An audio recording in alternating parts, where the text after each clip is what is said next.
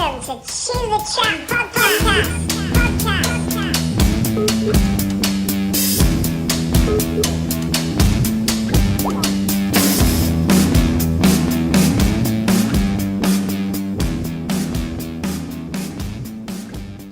Welcome to Chew the Chat Podcast, Jon Wedger. Absolute pleasure. Thank you. You are somebody that I've followed closely from the first, I think it was more than likely the True Crime podcast with Sean Atwood where I first saw you, Right. I think. And you've done, I think, 3-4 episodes, something by now. I've just done my 5th with Sean. There you go. I think at first, I was lucky enough to come across Sean's True Crime podcast.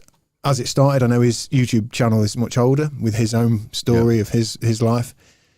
But the True Crime podcast has been something that's really fascinated me as we talked pre this podcast now.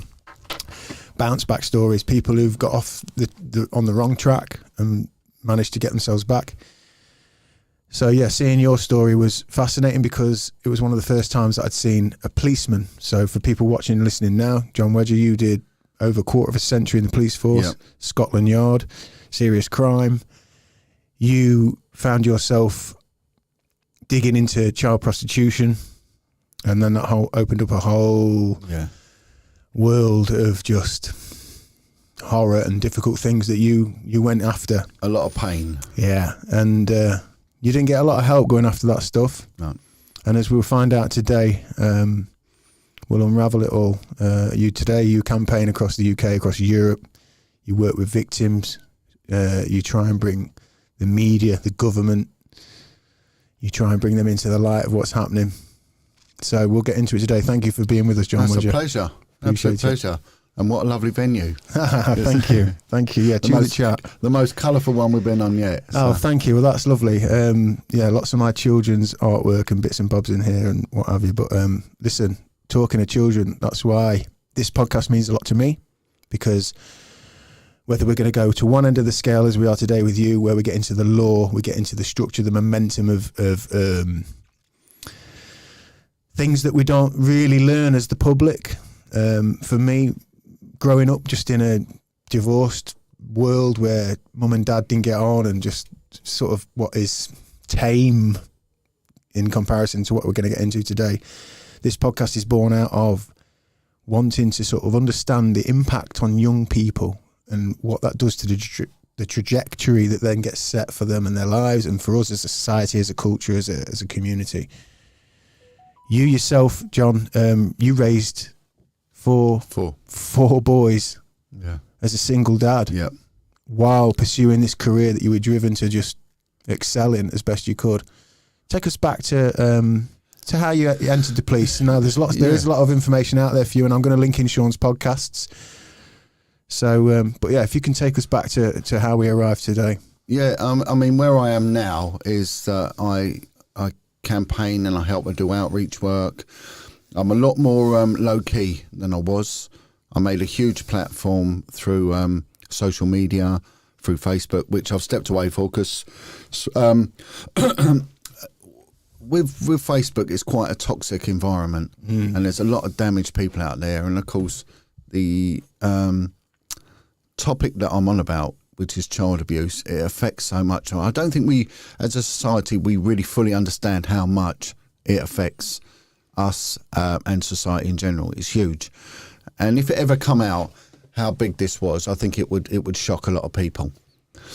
So this all was born out of my service in the police. Ultimately, my work with child victims of sexual exploitation, prostitution, however you want to term it. I know people get the ump with this term child prostitution because it shows some sort of intent. I'm not going to get caught up in a seminar in semantics. It doesn't matter how it's termed. It is what it is, you know. And any act against a child is an act of evil. And that's where things really went wrong. I never wanted to deal with kids. I ended up as a single parent of 4 kids, very young. I was young. My youngest child was 9 months. They're now grown men. I stayed with them. So I also speak out against single parenting. It's wrong.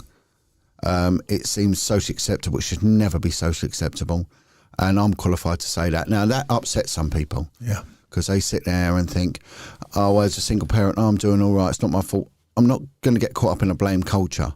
Whatever adults can do what they want to each other. I don't care. They can stick things up each other. They can go at parties. I'm not interested. But you leave kids alone. And kids are going to pick up on everything. So where there is dysfunctionality, your kids are going to be brought up under this environment of abandonment, rejection, anger, all sorts of things, which are going to have a massive negative impact on themselves and how they then bring up their own children. So if you've got alcoholism, then the kid's got a propensity to go down the same route. I mean, there was a study that came out and it said that children that had been abused at home, bear in mind 80% of all abuse goes on in the home. So we sit there and we blame outside agencies all the time, but hang on, it goes on in the home more than anywhere else. So kids that have come from abuse, they're 6 times more likely to be used for some sort of exploitation or trafficking. So we're setting them up to fail. And our society is allowing that, you know, it's patronising this terrible culture. So I never wanted to work with children because I was bringing up children. And it was the children that found me. And I take the timeline right the way back. I grew up, I was born in London, lived in London, and then moved out, went to school just outside, you know, it was an overspill town. My father was a black cab driver. He lived in London. My mum and my father were sort of separated. Because my father come from an Italian Catholic family, you know, divorce wasn't an option, you know. Right. So they just don't do divorce, and that's that. So they just lived apart, really.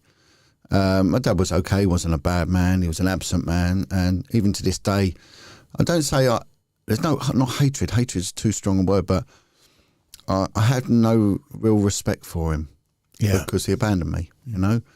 And look at it however you want, you know, he did. And he could have done a lot more. I ended up with, I termed him a stepdad. He wasn't stepdad. He become like my best friend. And he looked after me, this guy. And this guy was, I was about 15, 16 when this fella sort of came into the family life. And this guy was just short of 7 foot, big, strong man. And he was a fighter, you know, in fields. He'd fight in fields, you know. He fought a well-known gypsy, a bloke called Gypsy Johnny Frankham. And he won, and he paid for his, bought his house with the winnings from that. He was a very capable guy.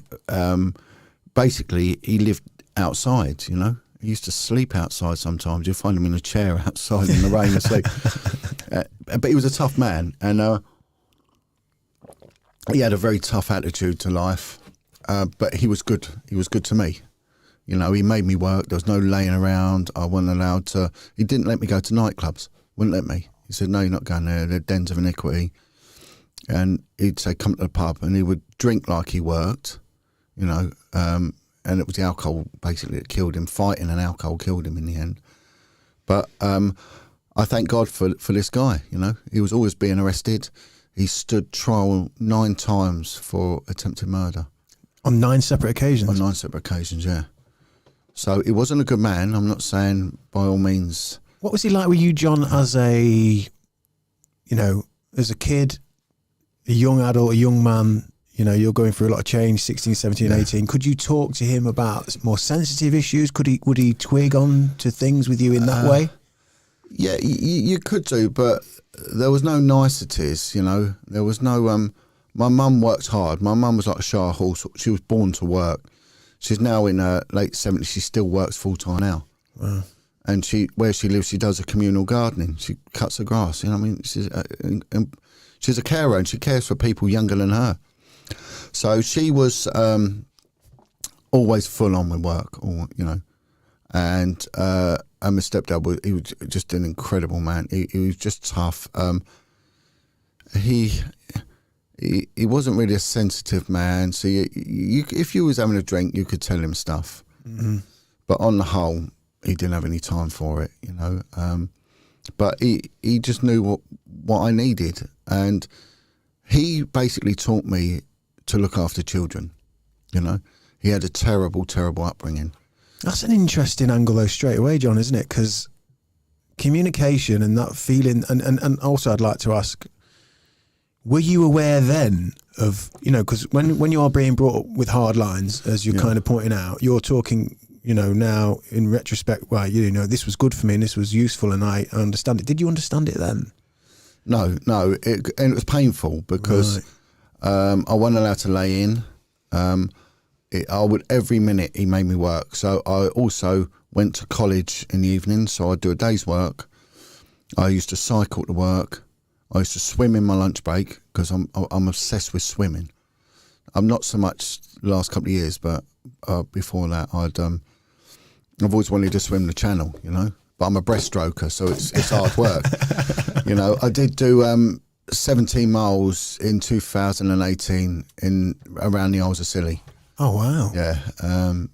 But I got badly stung by jellyfish, but that was all to raise money for drug and alcohol rehab centre. Okay. So I worked outside. I got to college, so I learnt to bricklay, plumb, weld. I was obsessed with languages. So when I would ride to work, I used to have like a little Walkman headset and I'd listen to Arabic, Turkish, Spanish. It was just crazy. I mean, I even become fluent in Lithuanian and no one really spoke it and I couldn't speak not so much now. I've forgotten a lot of it, but I could, and the police actually used me on a couple of occasions for there was a murder inquiry out in Essex and I was used for that, So but I never went to university. I'd have loved to have gone to university to do languages. So I always wanted to do more with my life. I wasn't satisfied with what I had, and I always wanted to eat at other people's table, as it were. I had I have got a high IQ. I'm not being conceited. I have, but we come from a working class background. It was just my mum's income. She worked in a pub, so we never really had much, but we always worked. I've got a sister who's a twin sister who's a teacher. A twin sister? I never knew that about you, John. Yeah, she teaches special needs kids. I've got an older sister who's an artist, portrait artist. But we come from a housing estate, And I didn't know what I wanted with my life really, and then whatever I wanted to do, I wanted to be able to swim. So I thought I'd become a diver. I'll train up and I'll do diving and I can go around the world and they can pay for it. So I was working as a telephone engineer for British Telecom and I went and did a commercial diving course, and then there was an opportunity come up because the Metropolitan Police had a diving unit, and I thought, well, I'll give it a go. I didn't really want to, as my sister suggested it. And she introduced me. She had friends that were in the police. So I went and met with one guy and had a chat with him. And he was just telling me, how good it was. But it put me off because I didn't like football. And I used to have to do like football duty and, and stuff like that. And it seemed very confrontational. I'm not a confrontational person. So I thought, well, I'll join the fire brigade then. So I applied to join the fire brigade. But my sister got me the paperwork for the police, so I thought I'll fill both out. So I filled both out, sent them off, and I went away for all their tests and passed everything. And my company offered redundancy, right? So it was really bizarre what happened, because there was I knew an ex-professional boxer who was a gypsy, and he ended up the last years of his life. He become a faith healer, and he was a very well known professional boxer, in the day. And he said to me, "You're going to get a new job." I went, "What are you on about?" He said, "You're going to get a new job, and your job are going to pay you to do this job." I went, "Okay." And he said, "And you're going to go to the top. Whatever you do, you're going to go to the top." And because he was a bit of a fortune teller, and he said, "But you'll leave, and it'll be your choice to leave." And this was years ago. This was when I was about 20. I'm going to say, John, this 21. This is the beginning of this police career. And I took no notice of it. So I went into work and they said there's redundancy coming up. And then a letter comes through from the fire brigade. This was the beginning of the year. And the fire brigade said, look, we want you to start your training and we want you to start in February.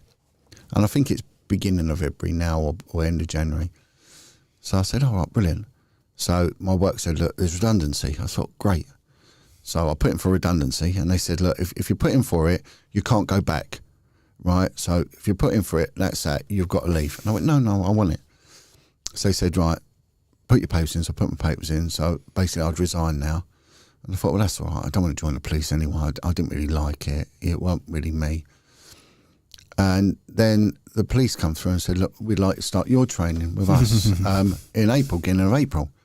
And then my work come back and said, redundancy, your last day of work is going to be the 18th of March. And I went, right, can I take some holiday? And I can then join, the fire brigade. I went, no, you go on this day and that's that. And you can't leave because I'm still in employment and all that and start another job. Obliged, yeah. Yeah, because you've got the P60 and the P45 and all the taxing. And so I started cursing this guy. I think, this idiot gypsy, what's he on about? It's a load of lies, this fortune-telling nonsense. I'm not interested, And I basically cursed this guy. And then when I went back, the police had offered me a start date of the, I think the 18th of April. And I thought, well, I'm going to have to take that. And they had a diving unit. So I thought, well, I can do that. I can join and then I can get off the streets and I become a diver with the police and that's it. That's my life sorted. I thought, right, I'll do that then. And I just didn't want to join the police. End of anyway. So I left my work and I started with the Metropolitan Police beginning of the 90s. And I remember turning up there and they pick you up from the tube station in a minibus. And they take you to the training college, Hendon Training College, the biggest and oldest training college for police in the world. Massive place. And went in and I think there was about 100 recruits. And I just didn't fit in. And the instructors came, and back then it was classed as discipline service. So it wasn't the army, but it weren't far off that structure, shouting at you. Break you. Yeah, and they had like drill sergeants, right? And these were all ex-guardsmen, and so they become a civilian police role. To teach what they used to teach in the army. So these guys turn up and they're all the same. They're all big with moustaches, and they cut the peak of their cap so it's down, shiny boots and all that. So they turn up, start shouting, and everyone gets splintered off into their classes. And I'd lost my voice. My voice had gone for some reason. And it was really weird because I joined with no voice and I left with a voice. The irony of it all. Yeah. The irony. And I can remember one instructor come up to me and for some reason he just didn't like me. And he said, what's your name? So I told him my name. And I couldn't talk. It come out like a squeak. He went, what's the matter with you? And I went, like, my voice.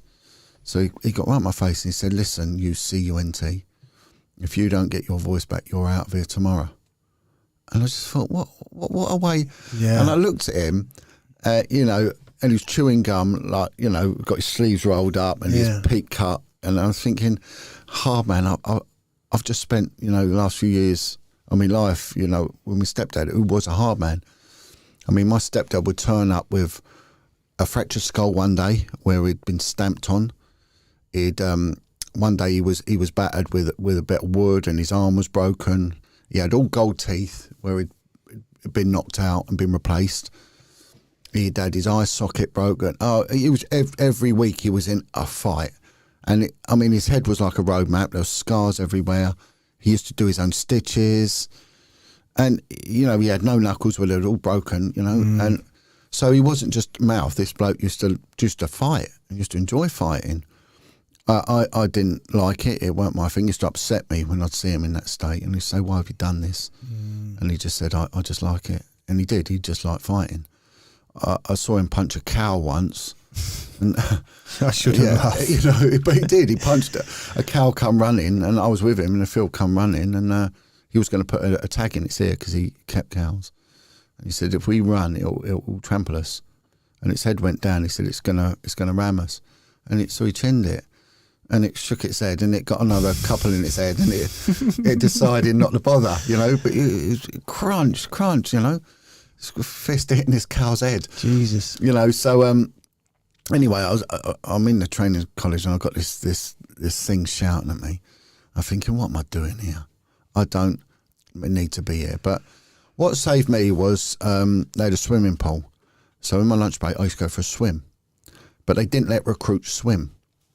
So the PTI saw me and knew I was good. And he said, if you can do a mile breaststroke in 25 minutes, which is competitive speed, you can stay, you can come.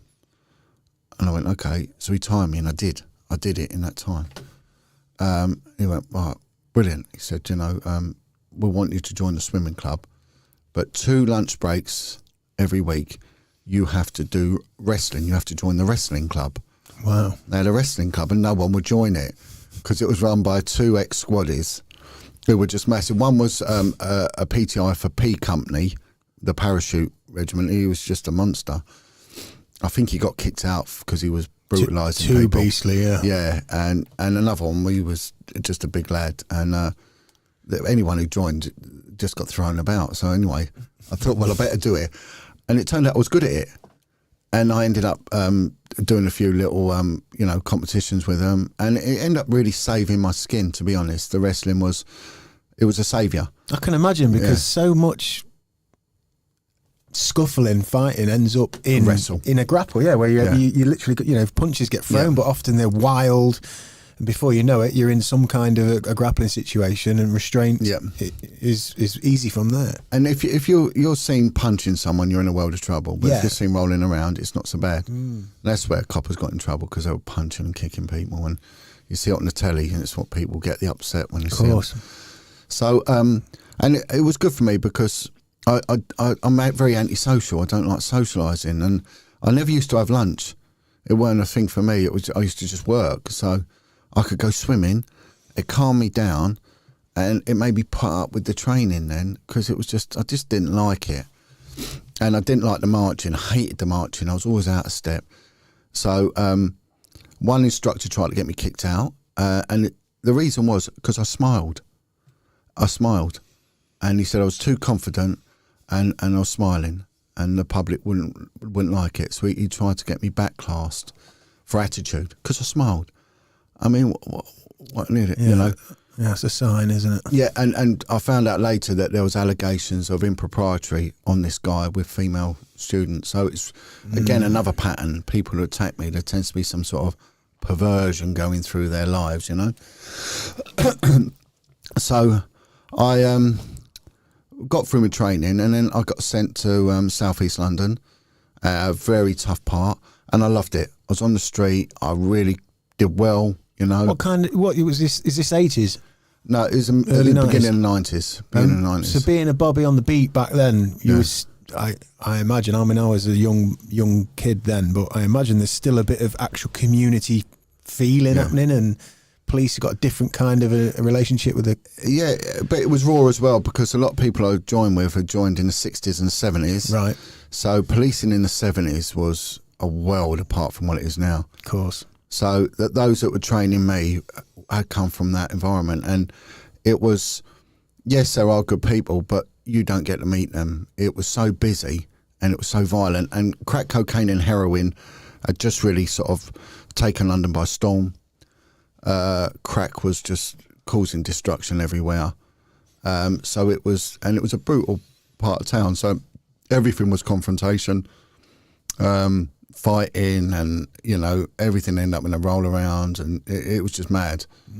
But I started getting information given to me, because people liked me, and I just managed to talk to people. So that smile that you were kind of ridiculed or reprimanded for actually was part of your just human approach to how you deal with things anyway. Yeah, and it was, but also what happened when I was in there, that's when I met my missus, I had the kids with, and she'd come from a crime family. I don't tend to talk about her much because it's not fair on my children, to be honest. I've got nothing good to say about her, but I don't like mud flinging, you know. But she was a dysfunctional woman from a dysfunctional family, and I ended up in a relationship with her and got her pregnant, and you know she already had 2 kids and went on to have 2 more with me. But it all went very, very wrong. It was a very volatile, violent, horrible relationship, and very abusive she was towards the kids, and she was using drugs. She was using Class A drugs, and I initially very naive to it, but later on I was to find out, you know. So I sympathise to anyone who's you know, got a partner that's in that situation, because it only ends in tears, you know, and if it is violent, the only thing to do is to get out, because it don't get any better. So that my career went a little bit wrong from the start, you know, and I ended up, like I say, getting a lot of information given to me. So I realised that there was an ability I had, and I got a lot of recognition for it. The team liked me, but there was a sergeant that I absolutely hated my guts. And that, again, that's because I smiled, you know, and it was because I smiled. And whatever I did, he would berate me. So if I brought a prisoner in and he was a custody sergeant, he'd shout at me in front of him, try and belittle me, did everything he could. And I thought, I've had enough of this. I'm going to leave. I want out. And I thought I could go back to doing what I was doing before, the telecom stuff as a contractor. I don't need this. So I had it in my mind. How long into your policing career are you at that point, John? A year. Is that it? Yes. Yeah, so a year of kind of, and you didn't fit, as you said, on the way in. Then he's on your case. Yeah. And, but the team liked me. People on the streets liked me. I don't want to sound conceited, but they did. But what happened? It was I got in trouble. Right, I got in a world of trouble. Only because I didn't know how the system worked, because no one bothered to teach me. And policing's all about regulations. You know, there's a regulation for everything, and I'd violated these regulations. I was being micromanaged, so they had me on all these different silly things that I'd done. And I was going to go up before a discipline panel, and I thought, they're going to sack me. So I thought I'd given up. I just didn't care. And I can remember once that everyone else would go out in the cars, driving about, and this one guy used to make me walk on my own in a very rough part of London, right? And it made me walk. I forget. I was in Woolwich in southeast London, and I had to walk something like 6 miles from one station to another to relieve him for his coffee break. And on the way there'd been a stabbing, and the lad had been stabbed very bad. And he's on the street, and I was the first one there. And I opened his top, and he's got multiple stab wounds, and I didn't know what to do. And so I thought, flipping hell. So there was all like froth coming out because his lungs were collapsing.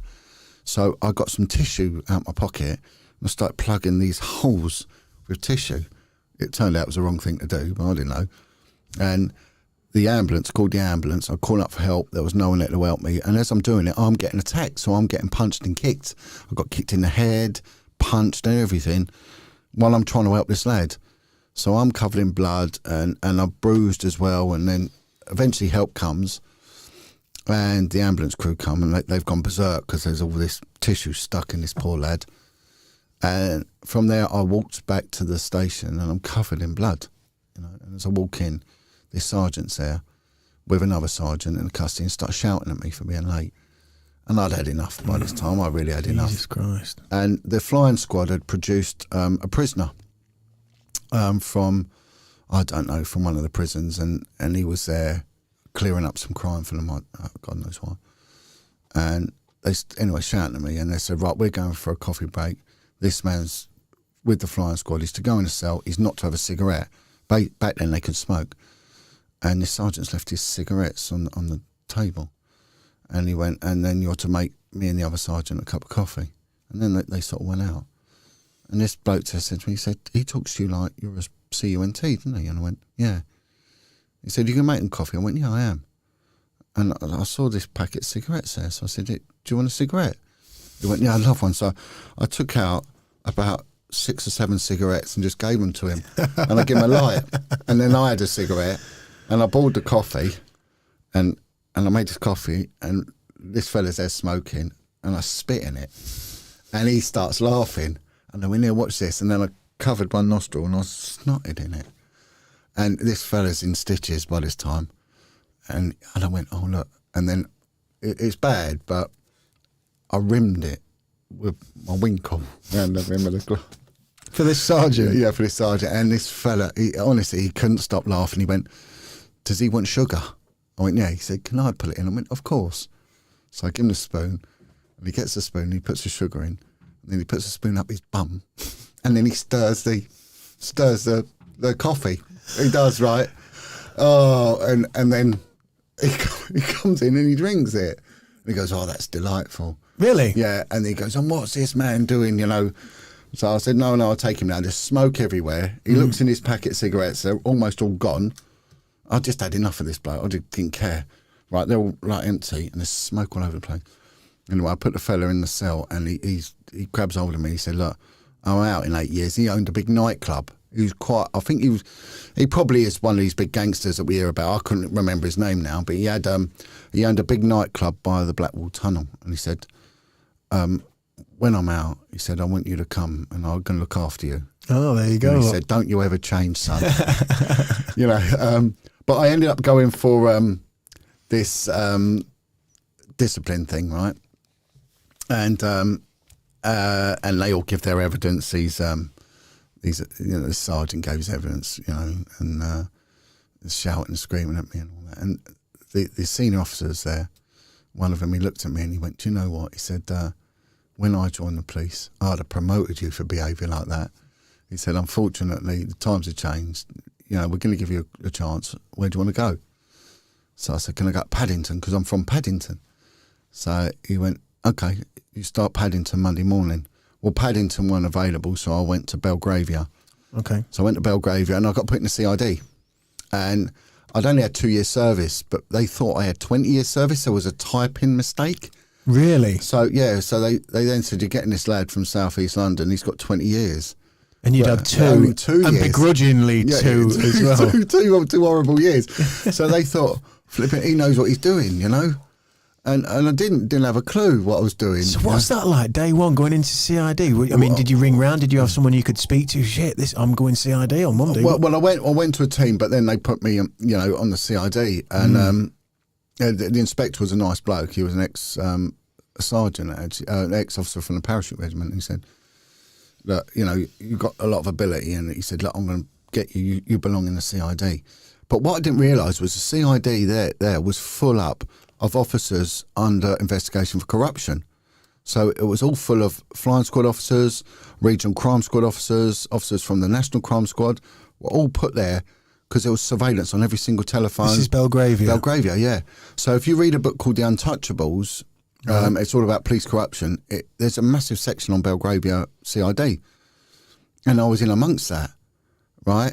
So I then turn up there, and because I've been moved, they think I'm corrupt.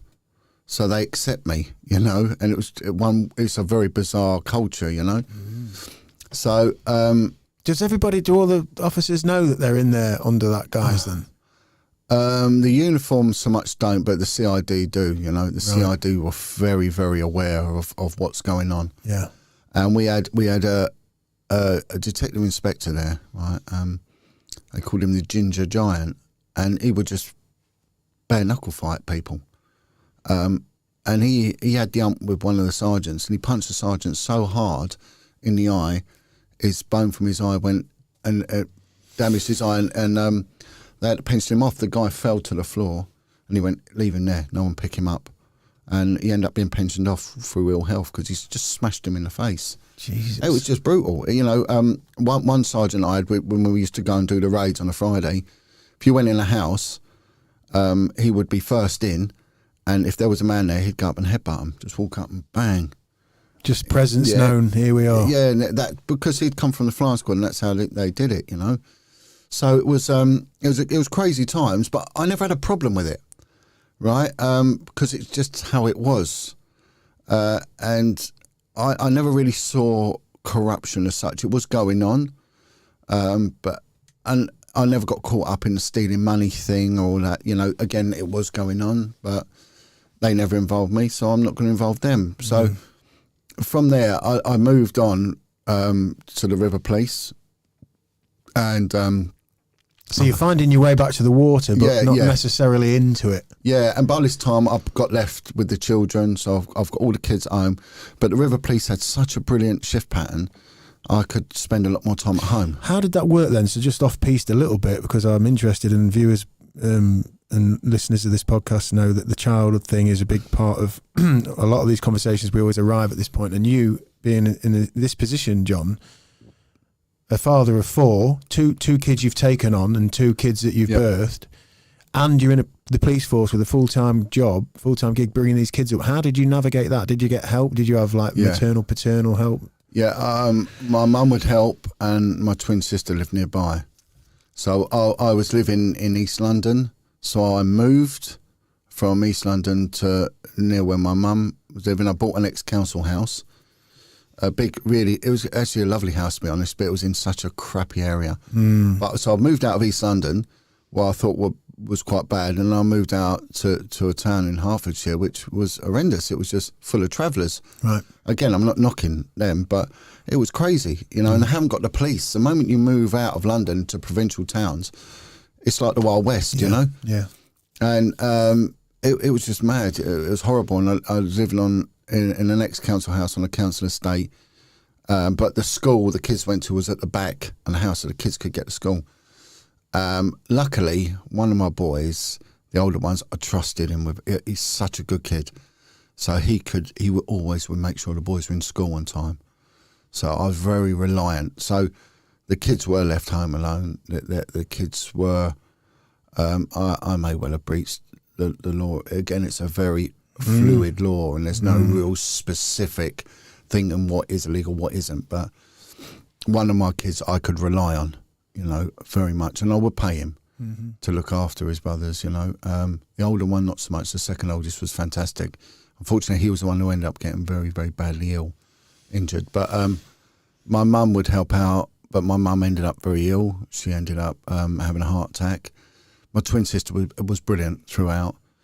But every year that went on, a year got easier and easier. As the kids grew up and you sort of adapt, and it must have been difficult for you. That's got to be a really difficult time. You're in a career that you kind of begrudgingly entered through circumstance and all these things. You're having a tricky time, but then that bizarre promotion and kind of a new world opens up with CID, and you've got your kids. And as you say, year on year, it starts to get easier. So do you start to enjoy the police work a bit more? Well, I was just good at it. I never had to try. And most of it's to do with communication. Yeah. And so I was just good at communicating, and I just learnt really on the cold face. I learnt by mistakes. I got in a lot of trouble. I must admit, a huge amount of trouble, because some of the people that were influencing me were quite corrupt or quite dangerous, Some ended up getting arrested, I don't know if... Yeah, one went to prison. But the other problem I had was that there was me with... I couldn't do overtime because I had to be at home. I was doing work at the weekends where I could, doing tree surgery. And I'd have my oldest boy helping me with that. So I ended up skint, very, very skint. So I had a mortgage, I had the kids, and every penny I had was going out. So I can remember 1 month I had something like £9 to last me 10 days, £9. So I lived in poverty. And it's one thing with my story, I'm writing my book at the moment, is how I survived with nothing. I lived with my car, never had an MOT. I rarely had tax. And there was welfare reasons behind it, And I'm going to tell you a funny story. I ended up in a social category that was akin to the prisoners I was bringing in. And whereas the people I was working with, a lot of them, they would intermarry, very incestuous, the police, so they'd marry other coppers. So there's two incomes. with no children, you know, they're on an executive wage, and there's me with all the kids. I was getting less than someone on income support, you know, and it was awful. So everything I got, there's a lot of charity came my way, but my tyres would be bald on my car and things like that. And I can always remember, instead of talking to me and finding out what was going on, no, they didn't. They you know, always had to prove a point. There was one sergeant would see me drive my car, and I'd always park here down side streets or on council estates and things like that. And he was following me, and of course I've got no tax on my car, you know, and my tyres are bald, right? And I had to go and see the superintendent, and this sergeant pulls me and said, "Look, I've got to tell you, this other sergeant dragged me, and he's been following you, knows where you park your car." And he said, "Got to laugh, John. When you see him, look at his hands, look at his fingers." I said, "All right, why?" And he went, he sees your will, and part of the evidence, it's all about evidence with the old bill. It's not just the what you can see. That's called the visible circumference of a tyre. It's got to be the complete circumference. So they have to do like a manual examination, put their hands around. So the tyres are bald on the visual circumference. He's put his hand around the back of the wheel because it's down to bare thread, right. And it's got metal thread sticking out. And he's run his hand round and it's sliced all his fingers. It's sliced them deep as well. Oh, cut all his fingers. Of course, he's got a bandage on, you know, and there was stuff like that they're always trying. But I always got away with it, you know, right? And because they're spiteful. So, you know, seems so counterproductive. Oh, terrible. But and these are people that are no good at their job. Like I used to say to them, you can't nick yourself shaving, you know, whereas I was good at nicking people, very good at it, but I was always nice to people, you know, and it's, you know, people might not believe it, but I was very, very honest to people. And it always paid off, always, you know, and I'll tell you an anecdote of how much it has paid off from just having that intonation. So I ended up on the River Police, and for the first time in my life, it was like a nice rest. It was good. They taught me how to drive a boat. I ended up with like a ferryman's license because it's open water. It was very interesting. A lot of dead bodies and shit like that. But what happened was then that they had a sergeant there. It was really weird because it was classed as, it was at Wapping Police Station, the oldest police station in the world, built in 1798, incredible building, and it was lovely. I loved working out there, and it had the old musty smell to it, you know, in the old docklands, and it was classed as a port, so they had special branch posted there. So special branch had their own office there, and they had an intelligence office, right? And there was a sergeant in there, and he's all I loved about these old school coppers. He was a wily old detective, tough, inner core was very tough, hard little ginger-haired guy. And he was a stepping stone for my career, this fella. Okay. And he saw me, and he saw how I was working, and he said, "Look, you're better than that, like they're lazy. I need someone, I want you working with me." I went, "Well, yeah, I'm sort of happy." He said, "Look, I'll sort it out. You'll have a good life with me. Come and work with me." He said, "I've got something going on. Don't want anyone else knowing about it, but it's to do with paedophiles that are now living on the canals. And our unit meant to cover the canals, and they're getting away with it." He said, "How do you feel about going out there as an intelligence officer and finding them?" I went, "Okay." He said, "Listen, I'll sort out a meeting, and I want you to introduce you to some people." So I then go to this meeting, and it was in the Tower of London, funny enough, and it was officers from the paedophile unit at Scotland Yard. So sat down, and we had a drink and a chat, and they said, "Look, we hear that you're being put up as an intelligence officer for this thing on the canals." I went, "Yeah." He said, "Look, we'll be coordinating it. What do you need?" I said, "Well, I'm rubbish at paperwork."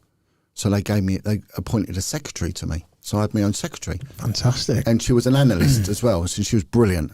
So he said, "You go and get the info for us, and you won't have we'll cover your back. We'll deal with it your end. You come and work with us." And they said, "This is national, so it's run by the National Criminal Intelligence Service." I was like, "Right, okay." And I was thinking, it's a bit high. And then what happened then was that they said, look, we know of 2 paedophiles that are living on these canal boats, and there's many reasons, but we're not too sure why, but I know they can hide. So if you can find another 2 in the next couple of months, we'll be happy. Well, in the first month, I found 90. And So 90. 90, yeah. And it skyrocketed. And then there was a guy had written a book called No Human Touch. And he'd gone in the newspaper, and it was his life of crime. And it's about his life in the care system, then through criminality, living on the streets of London, male prostitute, criminal, heroin addict, and now Christian, and now calling out. And he's put his email address, or what, I don't even think email was about him, phone number or whatever, I know. Anyone who's got any stories like this or needs any help, any issues I've raised on child abuse, get in touch. So I rang him, and it turned out he lived 3 streets away from me. And he said, where are you? I told him, and he went, well, I'm only around the corner, so come and see me. So I went to see him. And he'd been brought up in a care home. He'd been raped the first day going in by priests. He'd been abused. Everywhere he went, he was raped. He ended up as a prostitute on the streets of London. And he started telling me things about child murders and wealthy people. And he was a victim of an attempted murder by some very wealthy guys that would drive around in a white Rolls Royce picking up rent boys in London and killing them. And they tried to kill him, but he survived. And they lived in Hampstead. Oh, John. Right. And I was sitting there thinking, well, what a story. And so I thought, well, can you come to the police station and give a talk? He went, yeah.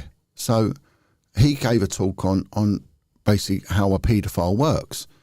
So I started putting these talks together, and then I got a criminal profiler from Cambridgeshire, actually Cambridgeshire Police, and they had a lot of transient paedophiles because Cambridge is a very, it's quite unique in criminal profiling because it's got the most diverse population of any town, Peterborough, in the whole of the country. Really?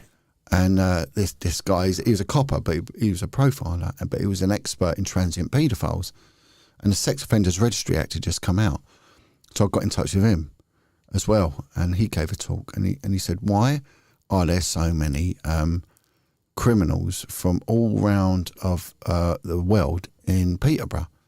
I went, well, the passport office? He went, well, that's for British passports. That's nothing to do with this. He went, think laterally. And I went, I don't know. I said, right, it's 4 hours from Peterborough to Dover. And it still didn't make much sense. He went, right, it's on the A1, the main artery road throughout the UK, as busy as the M1. And he said, 4 hours is a taco stop for a lorry. They're coming in the lorries, and that's where they jump out, the taco stop, and then they end up in Peterborough. So that's how they get connected. So it's one of them unique things. He said, you've got to look laterally, look at geographical profiling. So I started researching geographical profiling. He said, all your answers are there in front of you. You just got to find it. Why the canals? Why so many? Well, it turned out it was all to do with jurisdiction. It was to do with borough boundaries and the new Sex Offenders Registry Act, where they had to register as a sex offender on conviction, on caution, or completion of a prison sentence for a sexual offence. So they didn't want to sign this sex offenders register, so they were off running, you know. But they get caught, right? And you can walk about all you want, but you're going to get caught. You can drive in a car all you want, but at some point the police are going to stop you. But if you're in a canal boat, no one's going to stop you. And London was different because London is, the Metropolitan Police is different to a county force. It's got boroughs, and each borough is its own individual police force, its own individual police district. And the canals go between, they're so old, they form borough boundaries. So someone can live as a sex offender here on one bank, and on the 27th day, move his boat over to that side, and then he's got another 28 days. And they can do it, and they don't have to register. Wow. But kids like boats. And then this programme, Rosie and Jim, come out with the BBC. Yeah, I remember it. Special needs kids were going on respite care on boats, and So there's all these things were going together, and it was a way of hiding. So I put all this together, and I did this presentation, and it got taken to Parliament, and the law got changed on the back of what I did, and it got reduced to 14 days instead of 28 days. So more power to you, Jon. Yeah. So this was one of. So all of a sudden I'm booming. You know, I start going to intelligence meetings at secure locations. I start linking in with the intelligence services. And what I found out is that intelligence services is so clever. The NHS has got an intelligence service. The post office has got one. The travel industry, ABTA, have got an intelligence service. They all filter back into the main military intelligence and everything else. They all filter in. And these groups I was invited to, everyone was sharing information on paedophiles. And then I realised this is huge. This is massive. So I then got linked in with criminal profilers, and I started learning criminal profiling. And I really found my place. And then what happened is information started coming in about politicians and people involved with the intelligence service. And then all of a sudden, my world changed. Jesus. And I was warned by a senior officer that said, senior in experience, as in rank, be careful, you'll get mentioned now, you know, in Scotland Yard. Anywhere else in policing, they'll love you. This, they don't, they hate you. And he said, and he went on to name a couple of politicians. One in particular was Home Secretary, bang to rights for young boys. And each time it gets pulled, it's going to happen to you. Well, the next day, that was it. I got pulled from the inquiry. I was like, oh, really? Why? And they said, oh, you're needed back on patrol. And I went, no. And he said, look, I'm going to tell you now, there's pressure put on me. So it was then I realised there is a conspiracy. And pressure does come up from high up, you know. So I thought, wow, this is deep. And then I moved. I was offered any job I wanted. But I thought, no, I want to keep working with the kids. I started realising. How did it affect you as a parent, Jon? You know, when you started to lift the lid and think, fucking hell, this is big. Yeah, it was more this guy that started coming in and giving talks, someone that had been in the care homes, and was Paul. He started saying, you keep your kids tight, because they go in them care homes, they're in trouble. They're in a world of trouble. And I like to, you know, later on in the show, bring on a guy called Alan Merritt. Alan is a former resident of a care home, and Alan can fill in there. And it shows how now Alan, myself and other survivors, you know, we all work together to try and wake this government up and get the law, you know, working in our favour instead of attacking us, you know. So I then moved to the Vice unit. So I get put on Vice, I get put on a unit working with street prostitutes. All street prostitutes come from the care system, all of them. All on heroin, all working, you know, doing tricks on the street to pay for their drug habit. And they got a drug habit because they come from pain. It's an area of policing that doesn't work, and it really needs reviewing because it's a nonsense. You know, they were just arresting these girls. They weren't even getting any information off them, milking them for that. They were just number crunching. And they would have competitions how many prostitutes they could arrest in a night. So a pair, they'd put out 3 pairs around the red light areas of London, and if you arrested, you nicked 100 prostitutes. And a lot of them were mainly the same prostitute getting nicked 3 or 4 times a night. Yeah, they'd get a 50 quid fine each time, you know, and they'd have to go out and whore to pay for it, so it didn't work. You know, you'd get a good name for yourself. And I can remember once being out in the street, and there's a little girl there, and she's loitering, and I go and pick her up, and I think, well, so I take her into protective custody. She's loitering for punters, and she's a young girl. She's well underage. She's underfed. She's underweight, and she looks a mess. Right? She's got condoms in her pocket and all that, and she's a little kid. And then I get a call from over the radio. Get rid of her. Get rid of her. And I went, what? So get rid of her. And I went, well, I brought her in protective custody now. And they went, she's got scabies. She's going to infect the car, and she'll infect the room back at the neck. And that was a car off the street. So they wouldn't, because our team ended up getting the highest figures consistently after I joined, which again, I don't want to take the credit for it, but I will do because it's the truth. You know, our figure's going to be well down. And it was just wrong. It was just wrong. But I started getting these girls registered as informants working for me.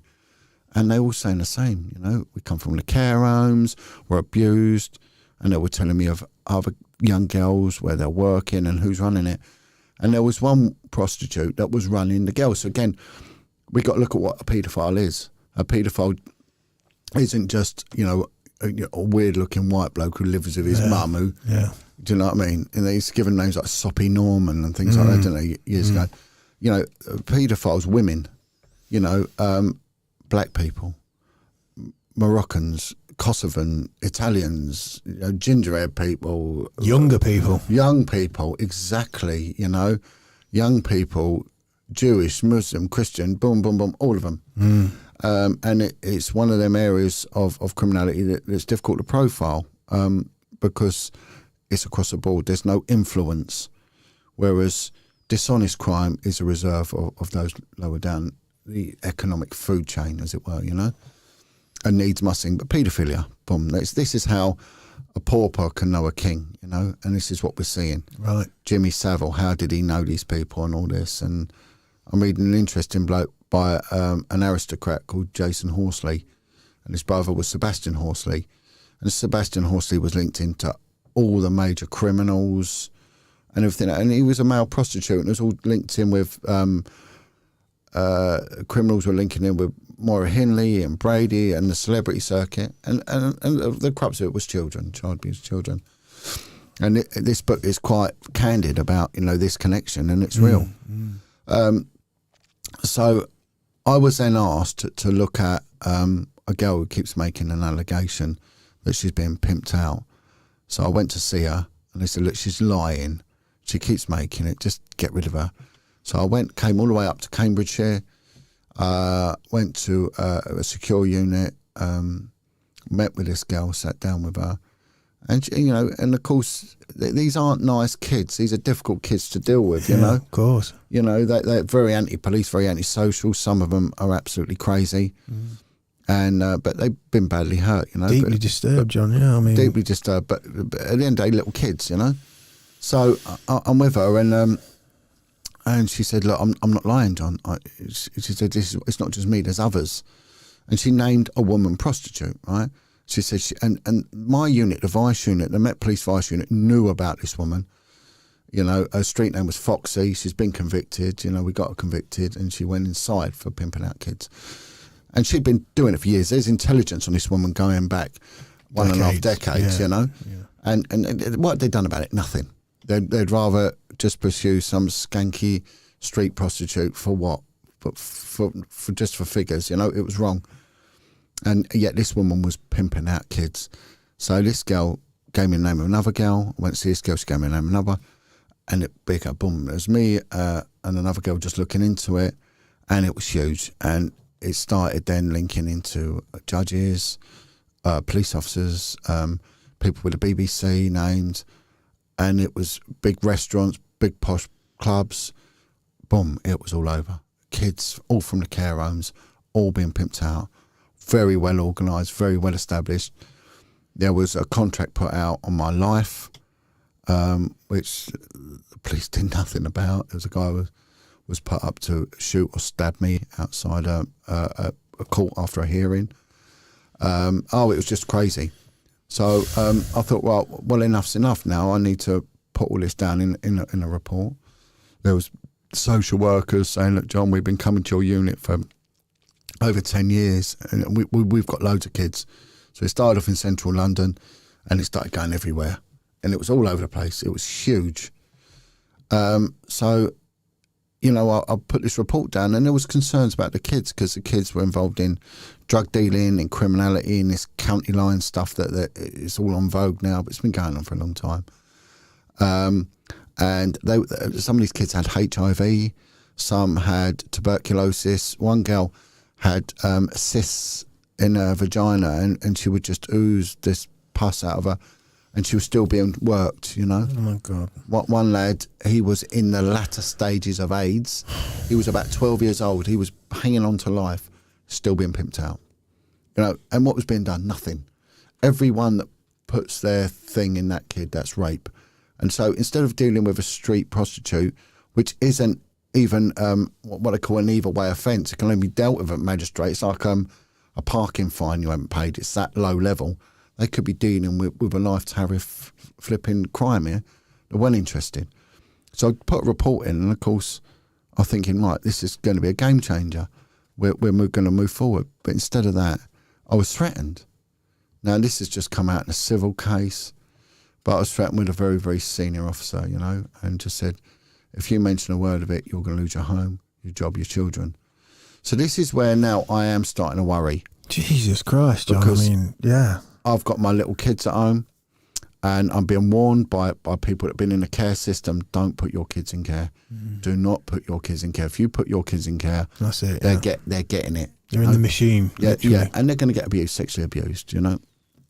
And so, and I knew from previous dealings I'd had where there were politicians, there were senior cops involved, that these threats were real. So what this guy said to me, if you mention a word of what you've uncovered, you're going to lose your home, your job, your children. Now, I want to bear that in mind, home, job, children, right? And that's what he said, right? You will be thrown to the wolves. You have no idea who or what you're dealing with. And I didn't, you know. Now, why did that guy tell me that? Well, I think he was trying to warn me. But secondly, there was a threat there because he and many others were probably involved in something very dark and very sinister. Again, okay, I can't prove that. Mm-hmm. I made a criminal allegation. I've been through the civil court, and again, I still can't. So it's only allegedly. But why would any civil servant, any person appointed at high office want to cover this up? Why? It just doesn't make any sense until you see the bigger picture and you see what's come out with the government inquiry, the IICSA independent inquiry, of which I was given evidence at, that this is a national problem and this is very organised criminality and kids are a commodity. Kids are better at money making than guns or drugs. You can use drugs once, you can use a kid many times, and there's money, you know, and of course ultimately some kids die as a result. Maybe some of that's down to lifestyle, but some of that is also criminality and there's money to be earned. And I had information of two very well-known gangsters and the fact that they were trading kids knowing that they would be killed in sex parties. Again, I've got to be careful because I've had people contact me that have got family connections to this family, said, you shouldn't be saying this. I'm not frightened, you know, but it's not my world, but, you know. There's no easy way to have any angle on this kind of conversation, is there? Well, why would anyone want to hurt a kid? You know, it's simple as that. And then we got to look at the stats. 80% of the prison population, the male prison population, come from an abused background. Majority of heroin addiction, class A drug addiction, opiate addiction comes from sexual abuse. You know, what is going on? Why are they not sorting this out? And then why are they attacking those that come forward? We're seeing survivors coming forward and either going to prison or getting sued. You know, there's one woman, she was abused by a politician. She spoke out, he's tried to sue her, but he lost the case. But he tried to sue her, she's got nothing. He tried to sue her for £1 million. Well, good luck with that, she's got nothing. You know, she's not even got her health because of what he did to her. And he's a politician, I'm not going to name him, but he's always there claiming he's helping survivors of abuse. So, of course, yeah, of course. You know, we see it time and time again. And I mean, I've had information from officers about so many actors, singers. I mean, I can't even watch Netflix anymore because I look at it thinking, I know that man's. And of course, with me, what I do now, getting people's testimonies, the same names keep cropping up time and time and time again. And these go from the top right the way through the system. So I'm now threatened, I'm frightened, and I'm genuinely frightened. And I'm told, just go and be with your kids. And I thought, well, how can this guy be so confident and stand there? And there was a witness in the room. There was a woman that was there who was in charge of the HR department who made a statement in court, and I brought up in court, the civil hearing, that she's a liar. And I told the judge, the woman, if she relies on a statement, she's a liar. And she stood and denied that this went on. And, you know, shame on this woman. I'm not going to name her. I could name her because it's gone through the court. Yep. But I'm not. And she's involved in a charity now, helping people, and she's lied. She had a chance to do good, and she chose to lie. Why do you think? Because her job will be at risk, because she was present when I was threatened and did nothing. So the onus is now on her, on the vicarious liability front. But again, where's her moral backbone? She hasn't got one. Shame on this. And actually, that hurt me more than the guy who threatened me, because I know that he's a weak man and a tosser for doing that, and an evil man, you know. And I don't think that we could ever butter him up any other way. Whereas this woman claims to be a woman that's got a position of benevolence, and even in a private life tries to do benevolent work. But I'm thinking, no, you're a liar. You're a liar. And so that I found a big act of betrayal on behalf of that, because I had a lot of respect for that woman, you know, and I did. And again, I could well within my rights to name shame. I'm not here to cause anyone pain. No, I understand that, John. It's about learning about what's happening. There's no mileage in that, you know, no mileage in that. Yeah. So I'm frightened now, and of course I start drinking. You know, things start sliding downhill. So I move on to another unit, but I continue dealing with children, because I know it's the only way for me. This is what we're doing. So I go on to a child abuse unit in Haringey, and I was told that there are no cases of child sexual exploitation in Haringey over the last 2 years.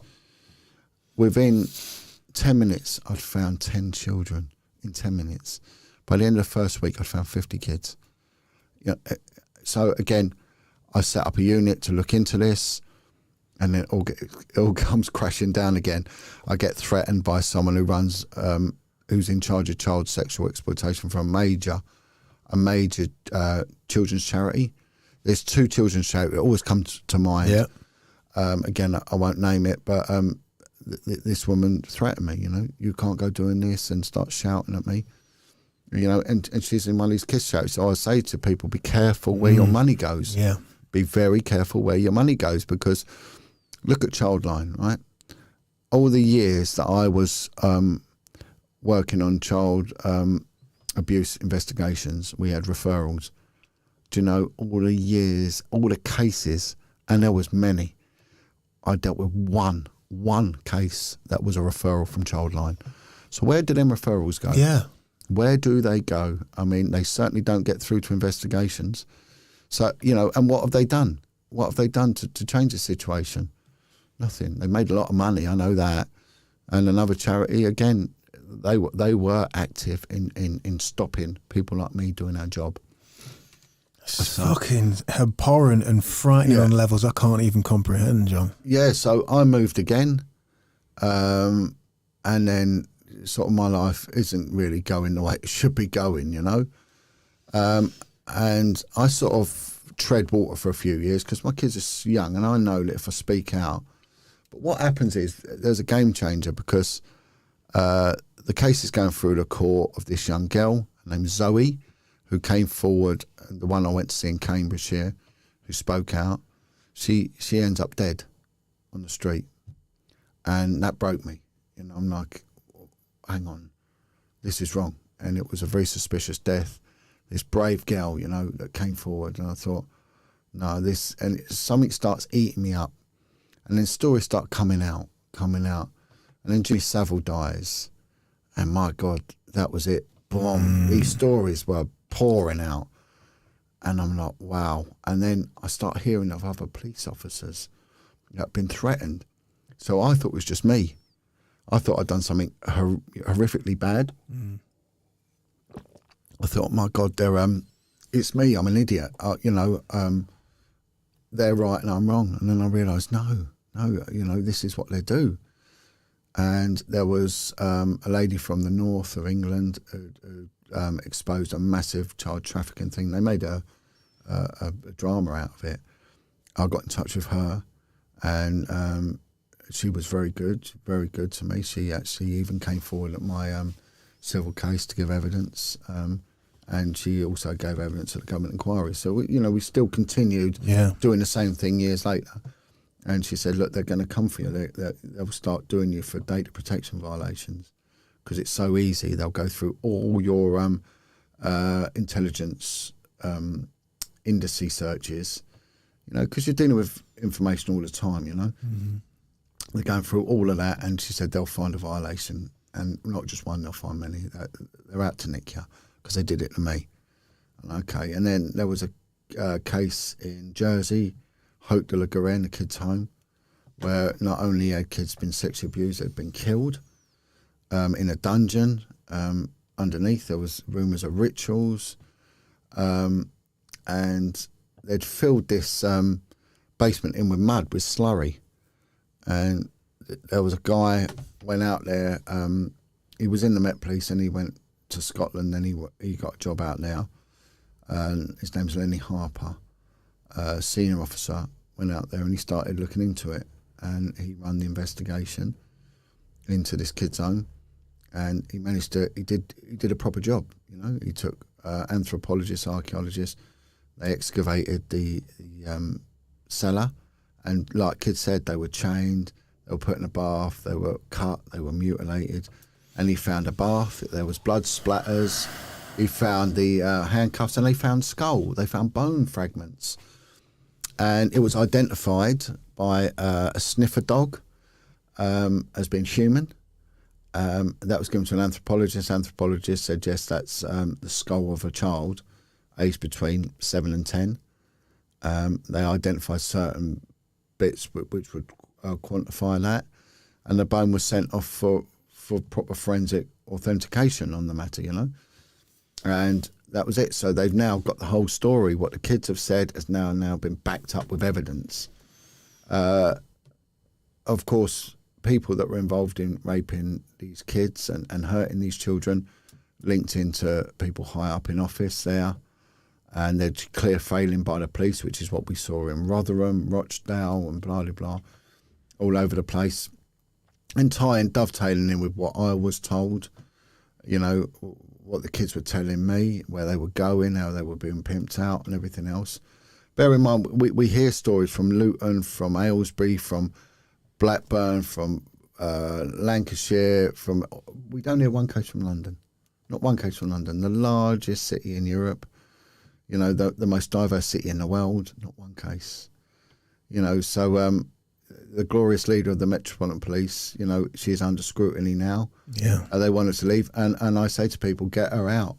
She's failed. Mm. And she has failed on a massive level when it comes to child abuse. A huge, and her predecessor, Bernard Hogan Howe, he should be removed from his position in the House of Lords as protectorate of children, you know. So Cressida Dick, who is that lady you speak of at this moment in charge of the Metropolitan Police, how much influence does she have? Because when you're uncovering all this and you're finding that this goes up into political level, elite, corporate level, how much influence does she have? Well, a huge amount. And I told her to her face. Right.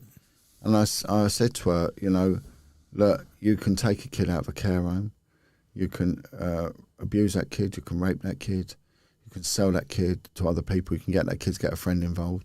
You've not appointed one officer to deal with it. But if I was to lean over my fence and call my neighbour or whatever, I said, you'd have me arrested, bang, bang, bang, bang, bang. How is that right? And after I blew the lid on what was going on with the Vice Unit, they never appointed for 7 years another officer to look at child prostitution for 7 years. And it says she could do a lot. She was told to her face.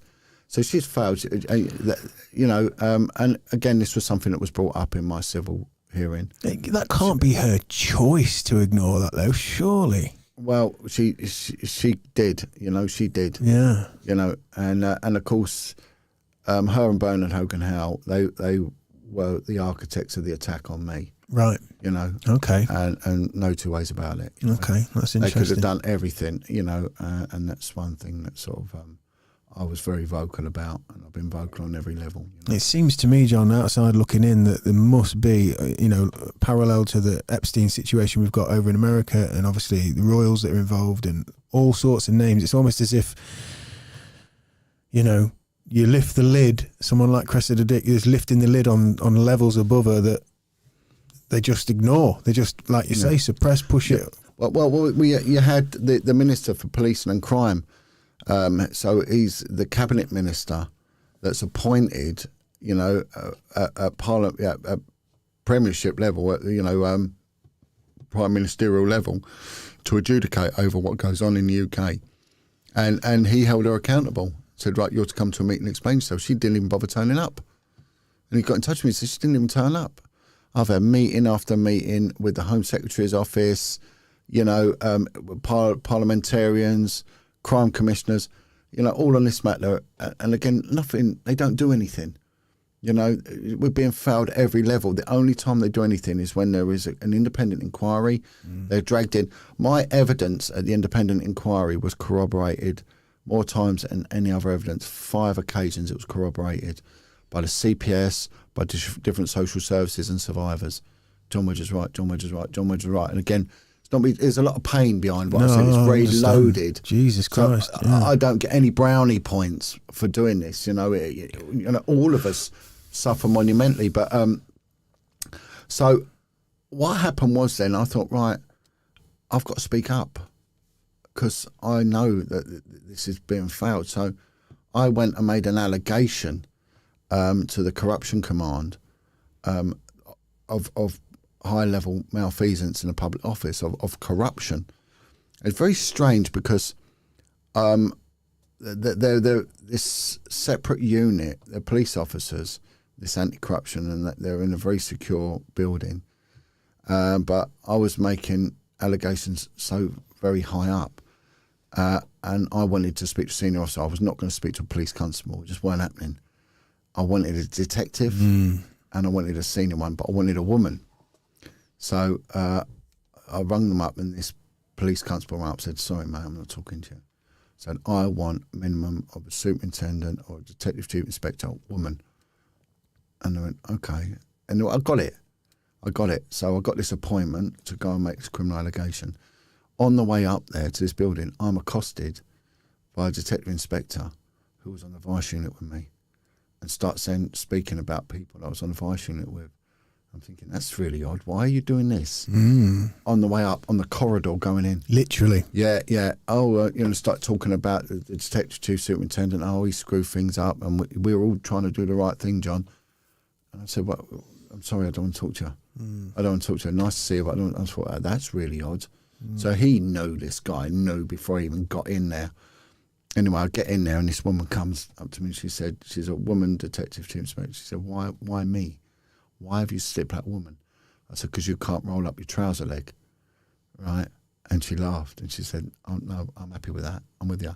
The inference being, women can't be Masons, right? Oh, okay. The funny trouser leg brigade, the Masons. Now, again, this is something they tried to discredit me from, a civil case about conspiracy theories. Topic of the time. I said, really? Come on now. Of course there's a conspiracy, but I'm not going down that line. That it's all aliens and it's all Jewish mafia and it's all this. I'm not doing that. It's nonsense. No, you're dealing with what you are sniffing out in front of your face. But the strange thing is, I think series 4 or series 5 of that drama Line of Duty, the BBC, I reckon that's based on my case because it's all to do with children, people high up, and one officer who speaks out, a whistleblower, he says word for word, you can't roll. He wants to see a woman because you can't roll up your trouser leg. Interesting. And I'm like, oh, and that's a bit. Someone said to me, John, you've got to watch that. I think that's to do with you. Right. Anyway, so I make this allegation, and they're like, right, we're going to look after you. But that's when the world turns on me, and all of a sudden I'm under investigation. So I've made very, very serious allegations, right? My interview went on over a period of days, and I expected a proper Rolls-Royce investigation. So what you do when an allegation is made, that person you're alleging against has background checks, and they're brought in and they're interviewed under caution, or they're arrested. With an allegation of that magnitude, they should have been arrested. So 3 senior officers, do you know what they did? They picked up their phone, they just rung them up and said, look, Jon Wedger said that you've done this. And they went, no, okay, boom. And that was it. And they wrote it off. They said, no, we spoke to him. Well, how? Oh, we spoke to him on the phone. We rang him up. And they denied it. And that's it. We're happy with that. That's just insane. Yeah. And, of course, it went off to like a national crime squad put in to look at it. And, again, they didn't give me any updates for 2 years. They didn't tell me what was going on, nothing. And I complained. And they wrote back to me, the IOPC, and they said, Mr. Wedger, if you write to us again, we're not even going to open your letters. So, you know, even they wouldn't help. But then the attacks were on me, so I then start getting served with discipline paperwork for data protection violation. All sorts of bizarre things keep happening. There was one that they alleged that I was conspiring to supply Class A drugs, and they said, but they've got evidence to get me 15 years in prison. Absolute nonsense. It was a bizarrest load of crap going, but it kept coming, one after another. Just tarnishing you. Yeah. Trying to break you. Trying to break me down, and then I went sick. Cresta Dick promised to pay me. She said, you've been treated appallingly. And then she didn't pay me. The next thing, I've got no money. And under her, she gave me a word, you'll get paid. You know, while this is ongoing and you're off sick, you'll continue to be paid. You suffered an injury on duty. And next thing, no money at all. Oh man, they tried to sue me for threats to kill senior officers, threats to burn down Scotland Yard, attempting to supply heroin, mad stuff. And then I got no money, and you know, things are just so all of a sudden. What I'm looking at now, losing my home because I can't pay my bills. Looking at losing my job because I've got 9 cases, discipline cases against me. So home, job, and then the last one was children. And what are your relationships with the coppers that you're shoulder to shoulder with at that time? Is that all changing? Are they aware of it? They've all rode for sure. All of them rode for sure. One was good. One guy was good. I had another boss I worked with years ago. He stood by me to the end. He's a very brave man. Mm-hmm. And when I write, I'm going to really praise him up. Very strong guy, Irish fella. You know, and yeah, two of them. The rest of them, boom, they were on their boat and they're rowing for sure. You know, the lot of them. And then of course, like I said, you know, there's others that were asked of statements and wouldn't. And then one that lied. You know, it was so awful what she'd done. And so I'll never forgive the woman. You know, and of course these threats. And then where it turned for me was Lenny Harper said to me that they'll hit you with all sorts of nonsense, right? They'll want you to commit suicide. It's a pattern they use all the time. They're going to break you financially. They will shut down your bank account. And they'll do anything to come for you, even with your kids, right? Jesus Christ. And I'm like, well, the next thing, my bank account gets shut down. So I can't access any money. My bank account got shut down. They said there's an investigation, we're seizing it. So it was NatWest Bank shut my account down. I'm thinking, flipping, I couldn't get any money out. So he was right. And then something awful happened is one of my children was involved in a horrific accident. And he was taken to a specialist hospital in Cambridge, miles away from my home, and he was basically, he's going to die. I think he died initially, they revived him, he undergoes emergency surgery.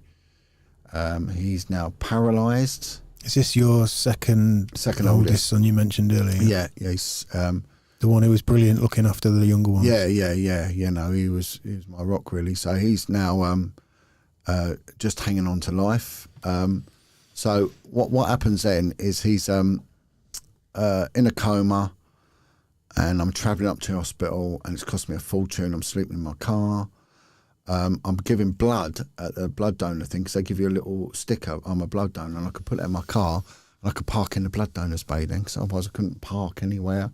Getting parking tickets, and the girl I work with, you know, she saw me and said, "Oh my God, you look terrible." And I told her what's happened. So she went and told the senior officers, "Look, you need to ease up on him, on Jon Wedger. Do you know what's happened to his son?"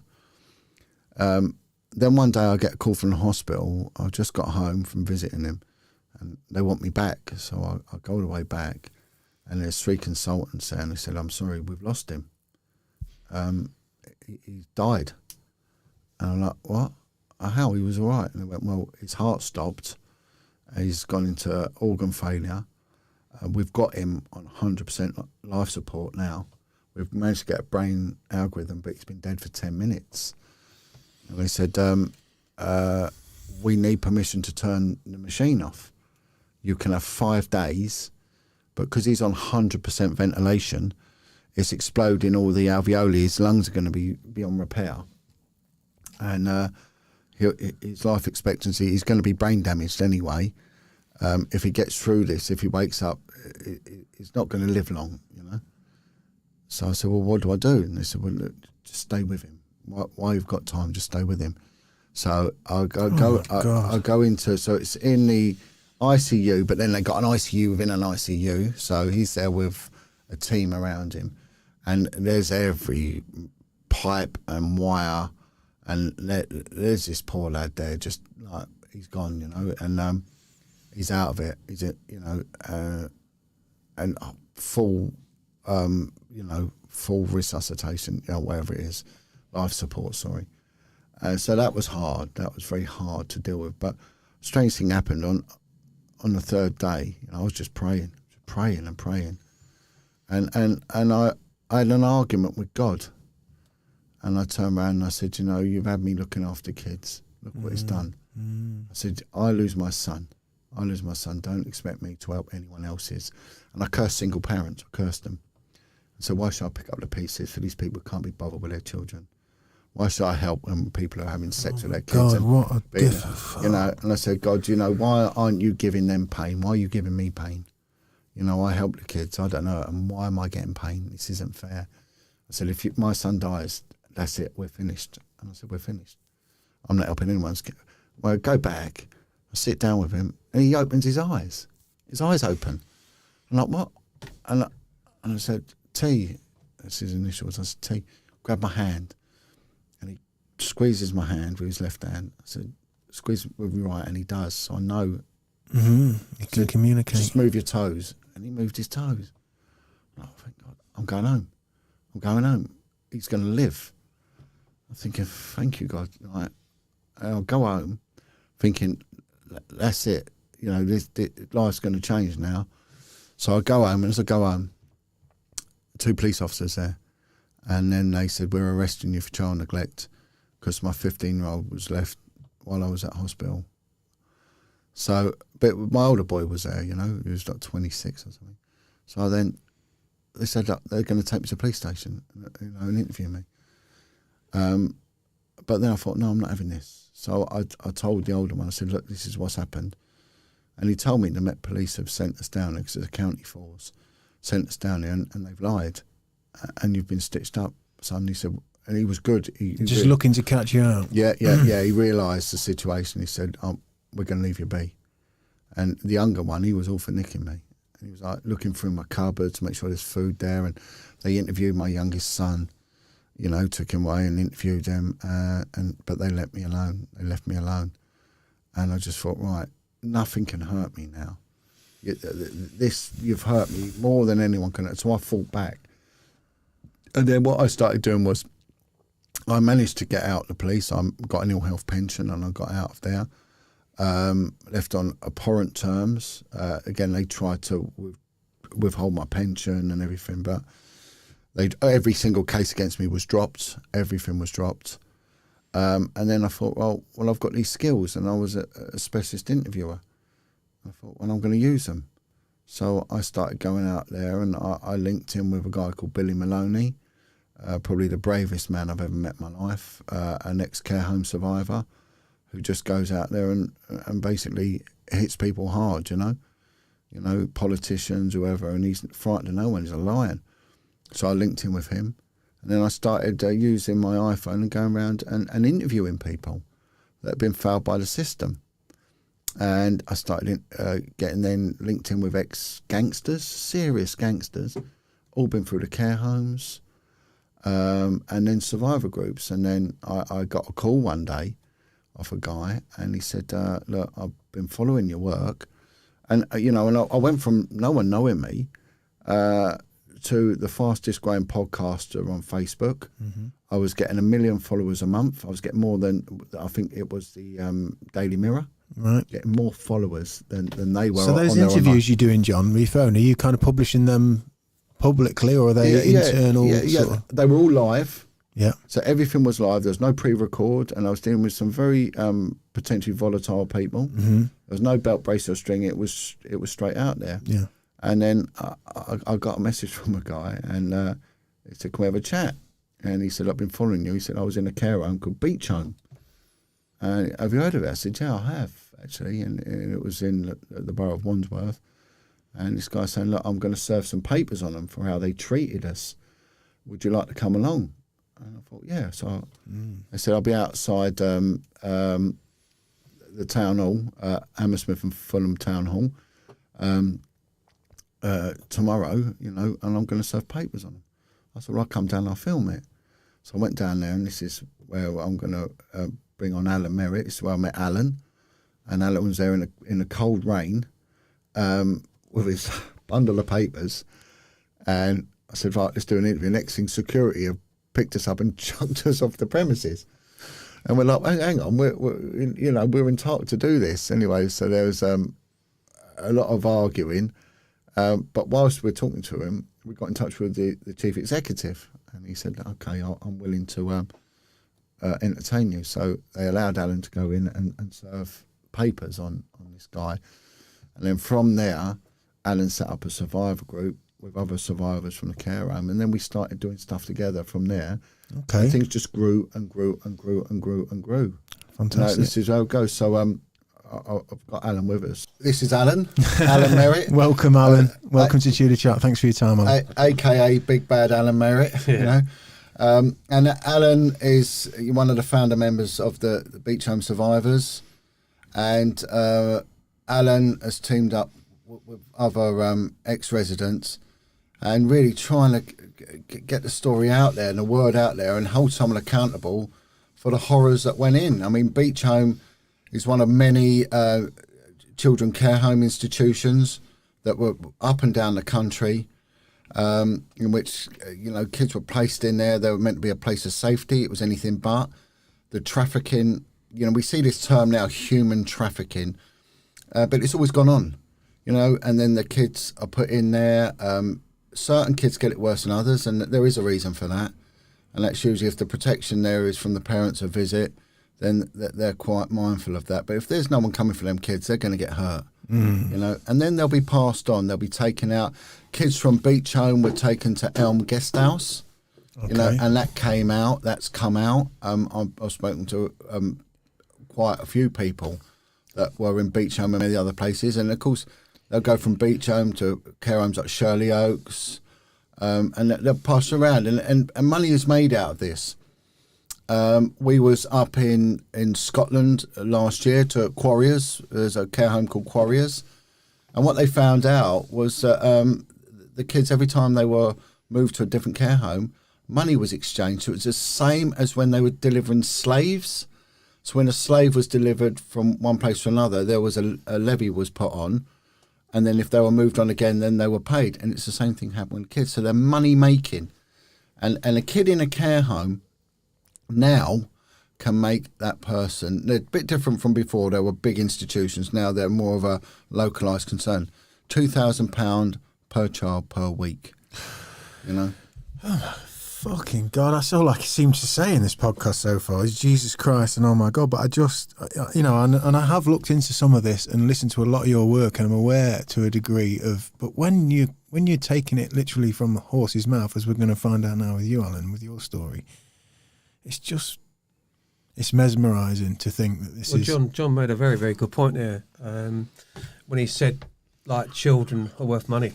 At birth, there's a saying, and there's a lot of cliches here that we're probably interlinked, is at birth, they say you're worth your weight in gold. Well, we don't actually deal in gold. We deal in sterling. So we're worth, our weight in sterling, and we're sold off. We're made fictions at birth. And the state basically takes us over and puts us in this straw man type of fiction. And I challenge that now. I do a lot of common law stuff. I intend to take oneself on. I've done a lot of steps to change things and put myself in a kind of similar situation without saying too much because of what I'm trying to do, and it's ongoing. But it takes a long, long time. You can't beat the system, they say. You can have a very good try, and a lot of people have some success, or some people have some success, but a lot of people don't, because the system is there for certain people and certain individuals, and the higher you go, the worse it gets. So what was the entry point for you? What's your story, Alan, and how does it start for you? Well, crumbs. Well, I was born in Shepherd's Bush, London, West London. I was one of 4 children, 2 sisters and another brother. And we lived in a place called Mardell Street, just off the Gold Hawk Road in London. All born in Hammersmith Hospital. And I was born on the 25th of March, 1955. And I was the youngest of the 4 of us. I was the baby of the family. And I had it quite bad. My parents were abusive to me. My mum hit me with stiletto heel shoes. Hit you on the head with stiletto heel shoes. My father took a leather belt to me as a child, and I used to hide under the kitchen table in a box under this table, a big table. It's funny looking at this one, and it was a hiding place for me, a little boy, and that's where I used to hide when my dad came in, and they were both alcoholics, and we used to live outside pubs. We were taken to the pubs and we were given probably a packet of crisps and some lemonade, and the streets were our playground, and we'd be there in all sorts of weather, freezing cold, pouring rain, sleet, fog, snow, the lot, you name it, we were there. And I remember my first house in Marder Street, my mum had left the iron on in the house when she went to the pub, and it burnt the house down. And while we was all at the pub, because they just took us to the pub and left us outside the pub, and every now and then came out to see if we were there. We might be down the next street or something like that. Yeah. We used to get up to all sorts of things as children, and I always remember, and it always, even to this day, it just doesn't leave me. I remember going back and seeing the fire engines and the water all over the road at this house, and it all blacked out. And they found my toy. I had this little toy tortoise, and you pulled it on a string, and as you pulled the tortoise, its front legs and back legs moved. Yep. Because of the damage it was like, badly damaged from the fire. And I always remember that. And then because of that, they would put us into a place called Stowe Road in Shepherd's Bush, and that was more near between the Uxbridge and the Goldhall Road. And we had this cellar, and it was, in them days, we had a smog. I remember the yellow smog that used to come down, and Goldhall Road, you still had the trams, used to go up to it. I think it was the last place in London where the trams were taken away from. And in them days, they used to have a cover on the street, and they used to lift this cover up and put the coal in, and it used to go down into your cellar for your coal fires. So in them days, we didn't have any heating. It was just a fire in the front room, and that was our only heat. But we used to get these rats that used to come into the house and through the cellars. And they were like sewer rats, and these sewer rats were massive. They were the size of small dogs. And we had this toilet downstairs, and we wouldn't go down to the toilet at night because all we could hear the rats screeching. And a couple of times, if you peered out there, you could probably see the eyes. And they sometimes clawed at the bedroom window. And as 4 children, we all slept in like a double bed. My 2 sisters and my brother in this double bed. And it was only 2 bedrooms in this flat. My mum and dad slept in the other, and we had to pee in a bucket. If we wanted to go to the toilet, we had to use a bucket. And it was a very, very tough times, and very, very difficult. I mean, our biggest treat, I think, was a thing called pie and mash. We used to have pie and mash and liquor. And I can remember we used to have a television, and it used to have sixpences that used to put in the back of the television to make the... Mm-hmm. And he used to get a rebate, so a guy would come round, and he'd give you so much money back, right? And that was their piss-up money. So they'd go out on the piss again, we'd be left to be roaming the streets or doing something.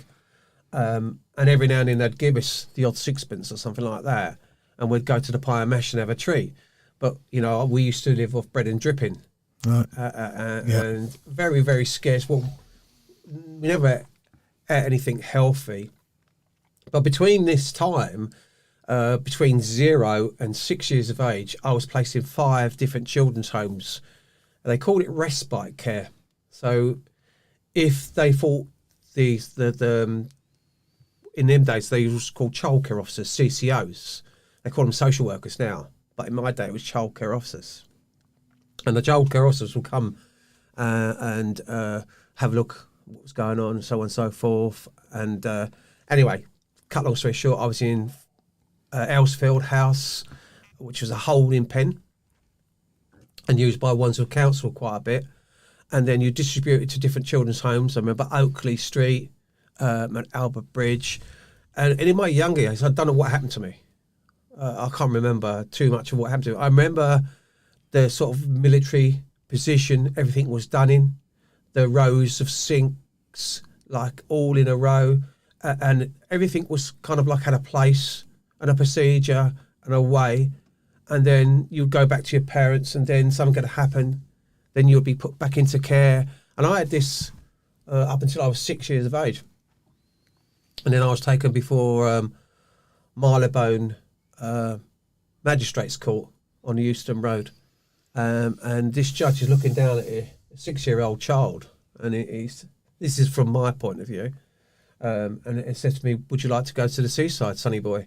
And I'd never been to the seaside, and of course, excited child looking up, and I'm trying to make out what all this is all about. You know, I'm looking at a unicorn, and I think, what's one of them, and the lion, and the signia of everything, and you know, what it's all standing and what it all means.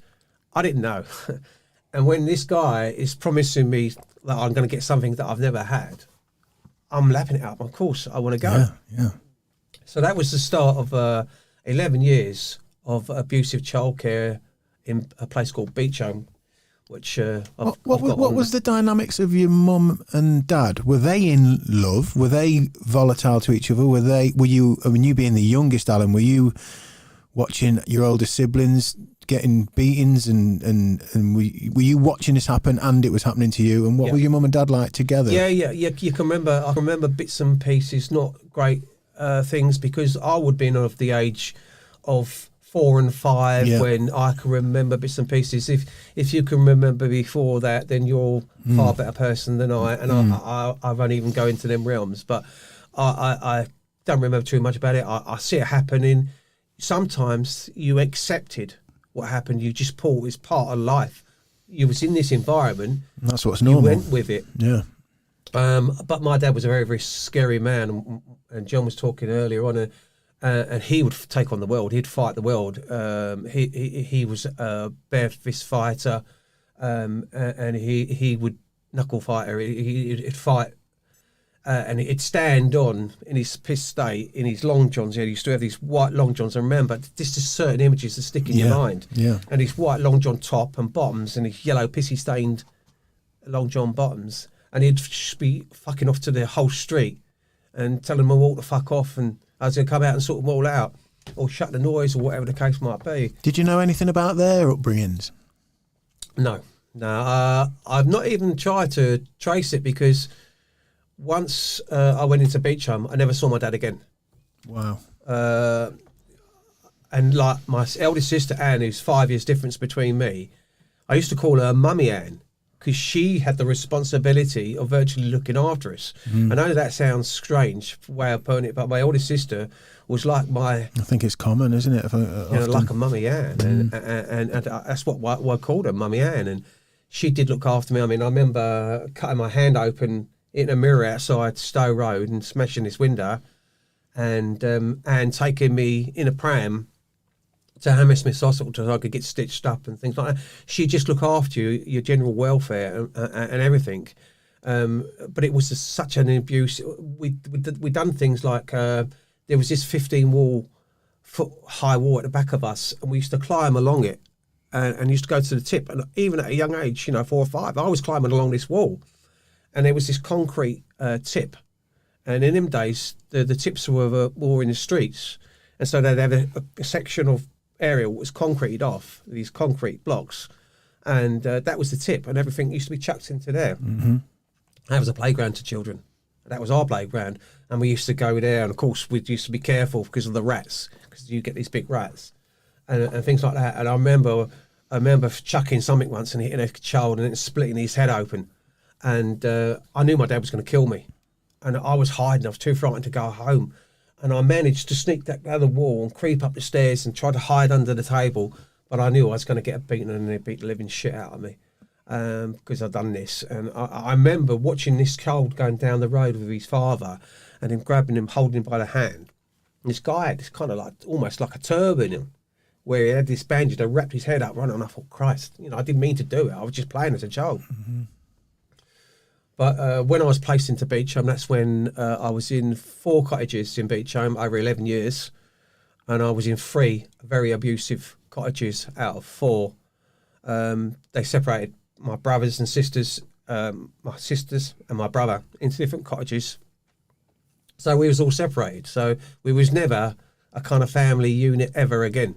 Is that a standard application that they would split up siblings as opposed to keep them together for support? Some families were put together, some families weren't. Right. Some brothers and sisters were together.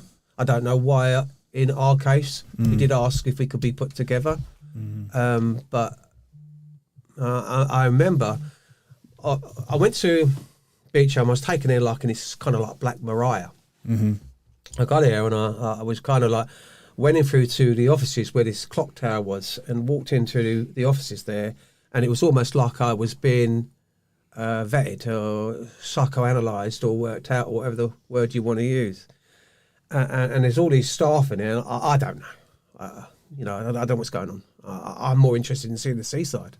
I want to go and see the sea. I'm dying to get out of there to find out where the sea is.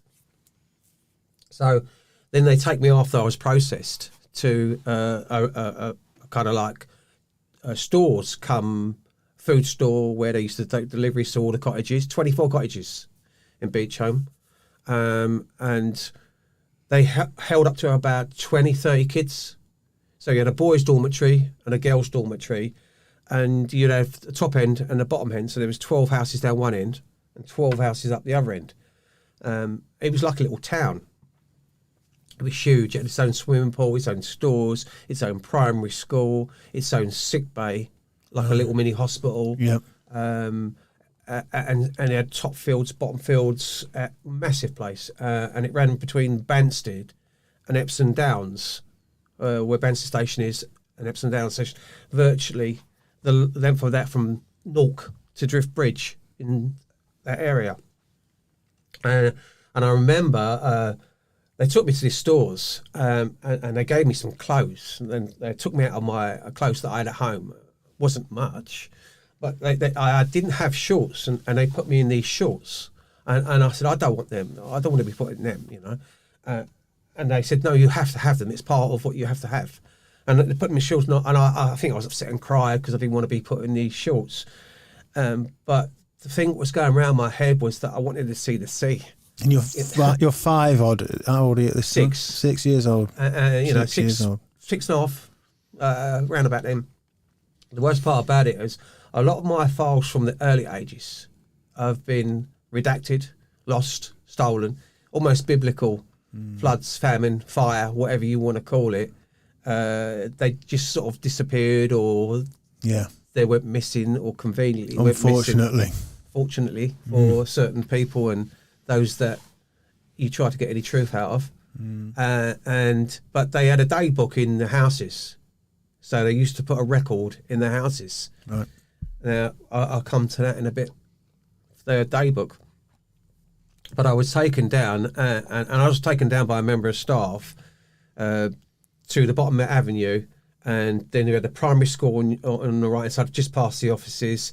Then you had, I can't remember the first cottage's name, but the next one was Laburnum. And I remember seeing this like yellow tree outside, which was a laburnum tree.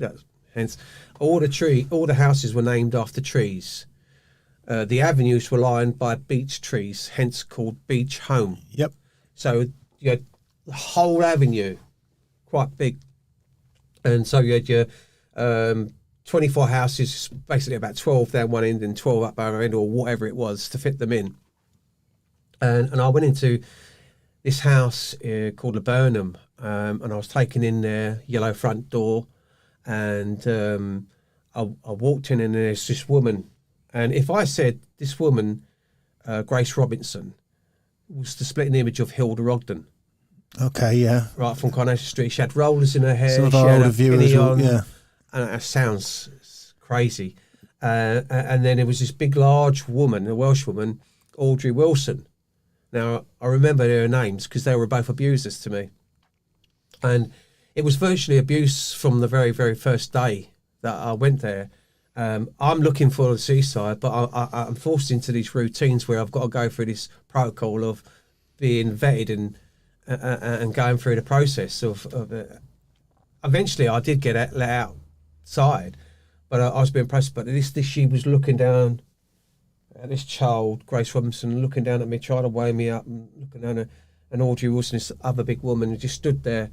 It was quite intimidating, quite scary, and nothing that I'd ever been used to. And you didn't feel it wasn't a good warm feeling, or like a maternal feeling you might get from two women in these a guys care home. were not real guardians. Yeah, they were you're placed basically into harm's way.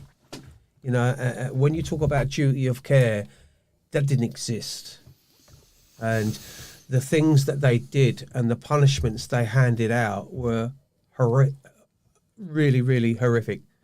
And the abuse that children suffered in some of these houses, like John said, some kids got it worse. Some kids got it a lot worse than what I did. But the beatings, the abuse, the sexual, the touching up, the things they used to do to you, they seemed to think it was normal.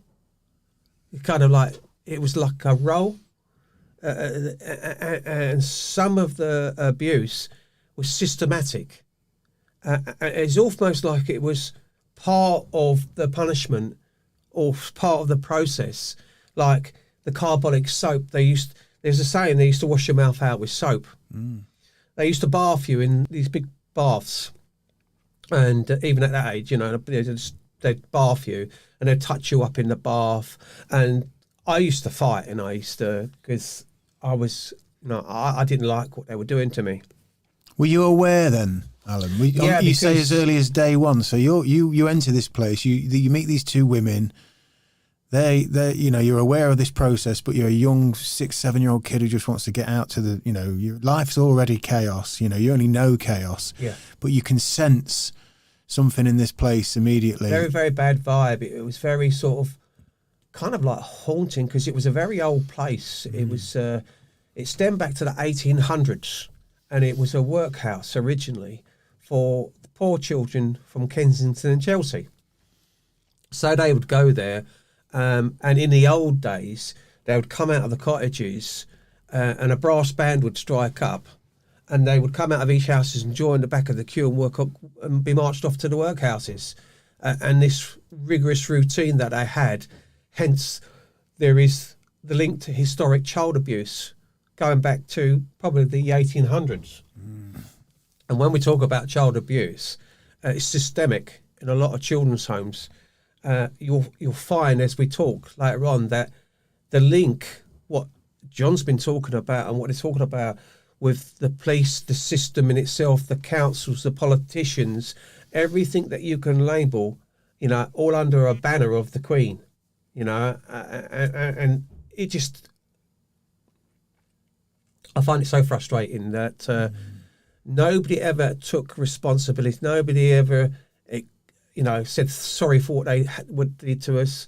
And it was very, very hard to adjust. The reason they put you in shorts, I feel, was that it was easy to slap your legs. Grace Robinson and Audrey Wilson used to grab you by the scruff of your collar, and they'd slap the backs of your legs, and it used to really sting and really hurt and slap you around the back of the head. and the neck. They used to slap you on the back of the neck. That was quite painful for a child when you used to get beaten like that. And what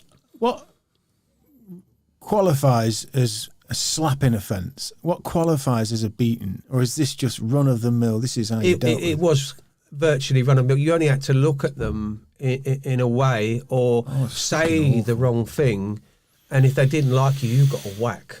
And I think it was almost like they got something out of it.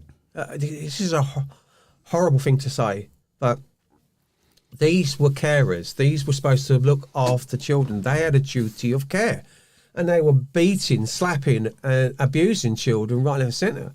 The dormitories, when I first went in, I was processed, and then the kids showed me around, basically. And they said to me, whatever you do, don't call her Granny Grace. We all call her Granny Grace because she looks like an old grandmother. You know, she's horrible. And don't call her Granny Grace because she hates that, and she'll beat you for it. So then they're showing me around and showing me we had 4 toilets outside, so we had to use the outside toilets. We weren't allowed to use the inside toilets. We had labels in all our clothes. Every single one of our clothes had Beechholme written into our clothes. A white sticker was sewn into your clothes with red writing of Beechholme in capitals. Your toothbrush had a plaster put on it with your name on it. Your beaker had a plaster with it, your name written on that. Your flannel, your towel, everything had this label. You was labelled. You became part of a label, became part of a property, part of this children's home. And so the kids showed me around. They said, this is what you've got to do. This is the boys' dormitory. You're not allowed to go down here. That's the girls' dormitory. The boys and girls, the boys' dormitories are there. And there was these double bunk beds and single beds in these dormitories. And there was 2 cubicles for kids that were a little bit more mature. Older children could go in the cubicles. And then they showed me outside, and I'm running around, and I'm running to the back, and I said, is that the sea? Is that the sea? Is that the sea over there? And they're saying to me, no, you know, we're near the sea. You know, sort of like you're 60 miles away from the sea. It's like landlocked. You know, that's what I learned. I mean, you know, they probably didn't say it in them terms as children, but that's what it was. And then the railway ran the back of us. And all I could see in the distance was a bit of a mist, and I thought the sea was the mist, but it was your college or something like that. And that's all I could see. And this is the start of the nightmare. And then we had to sit around these round tables in the dining room and these wooden chairs, very, very hard to sit on, very, very not made for comfort. And I remember looking out of the window, and I saw my sister walking up the avenue. So I ran out of the house, and I ran up to my sister, and I grabbed hold of my sister. I said, Mummy, take me out of here, take me out of here. It's horrible. You know, and I wanted to be with my sister because that's all I knew is my main person in my life. And Granny Grace came out and said, you know, get back in this house now, boy. Really, really, if you saw something out of Oliver and the child, you know, thieving and all that, and the stuff that went on, and the kind of manner, or the disciplined type of tone, get back in this house now, boy. And I suggest you get back to your house, send my sister, where you belong, you know. And she wouldn't let anybody, she wouldn't let your family come into the house or nothing. You weren't allowed into other houses. It was a very, very strict routine and very bullying. And I remember the thing they used to do to you is they used to bath you. I had a thing about baths, and Jon was talking about something like that earlier on. Bath is like a sacrilege. It's like some sort of medieval type of discipline. You know, they used to put you in these baths and do things to you. But one of the things they used to do, they used to have these floor scrubbing brushes where they used to scrub the floor. Yeah. And there was this stuff, the red soap they used to use called carbolic soap. And they used to use this red carbolic soap to wash the floors and scrub the floors. But somebody said to you, you know, in the old days, wash your mouth out with soap, they would do. I used to wash my mouth out with carbolic soap. And I used to put it in my mouth, in my eyes, scrub my back with this floor scrubbing brush, almost till I bled. I was red raw, and the stinging from this carbolic soap and they was touching you up while he was in the bath and doing things to you. I don't know what I was doing. I was just trying to fight them off, and there was more water outside the bath. And then what I tried to do is I tried to learn, because with the toothbrush, it was like a coach lock that was on the door. And so what I tried to do is put the toothbrush through the peg type thing, so it stopped the latch from going up and lock the door. But then they'd come through the bathroom window, and they would force their way into the bathroom or get you to go to the door naked, dripping wet, open the door, and then they'd come in and then they'd beat you senselessly, slap you all over the place. And your bare skin, you was being beaten all over the place. You know, you're slapped on the back, you're slapped on the backside, you're slapped around the legs. You're getting really, black and blue. And I remember in a dormitory, because the trees were lined by beech trees, you used to look up at the ceiling at night, and the street lights used to make the lights, the leaves flicker on the ceiling, and it was almost like they cast these shadows, and they had like this dancing pattern on the ceiling. And I was in bed one night, and I was looking at this dancing pattern, and this whole thing became black, and it was completely blacked out by this silhouette of this big shadow of a woman, a large woman. And it was Audrey Wilson, and what she was doing, she was putting her hands in the bed and touching me up in the bed, and touching me and feeling my private parts. And I didn't know what was going on, and never liked her.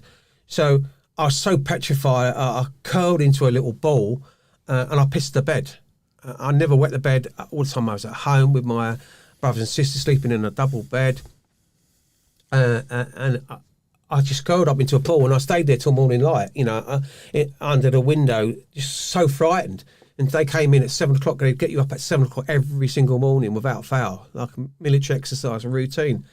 And she said, "You dirty, disgusting boy," and give me a beating, dragged me out of the bed, told me to bring my sheets and put it back.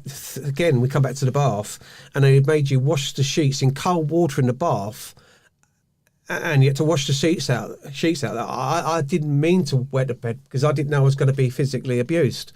And then I washed the sheets out, and then they made me get into the cold bath if that wasn't more punishment. And the general things they used to do to you, if you didn't eat your food, it was given to you the next day until you ate it. If you refused the food, they would put it before you the next day until you ate it.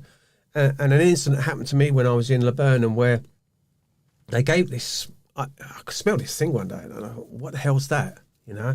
And it was called haddock, supposed to be smoked haddock or whatever it was, done in milk, cooked in milk sauce or something. It smelled and looked disgusting. And it was just a piece of fish, this like yellow fish. So I picked it, and I didn't like it at all. And they forced me to eat it over a couple of days. And I got a bone wedged in my throat, because one of the parents sat with me till I ate it. House parents. And we had to call them auntie and uncle. We weren't allowed to call them anything else but auntie. The females we had to call aunties, and the male staff we had to call uncle. The dark. Admin staff and the superintendent and the deputy we used to call Mr. Banner, Mr. Dicker, Mr. Bruce, or whatever the case might have been. But the house parents, they were all named auntie. We had to call them auntie or uncle. They weren't any relation to you. They weren't any guardian to you at all. They weren't even carers for the beatings they used to do to you. And then sometimes they would randomly, if you were speaking at the table, and if they thought you were speaking out of turn, or they would say, "Merritt, get up, face the wall." And you'd make you stand facing the wall, and you'd staring at the wallpaper, this horrible wallpaper. I can't even remember, I could draw it. That's how staring at it. Fixed this wallpaper, and they used to let you stand there for hours and hours and hours on end until you was virtually dropping, and everything would happen around you. The tables would be cleared, the washing up and all that, but they would make you do the washing up and clearing away, and they give you duties. They used to give you your medication.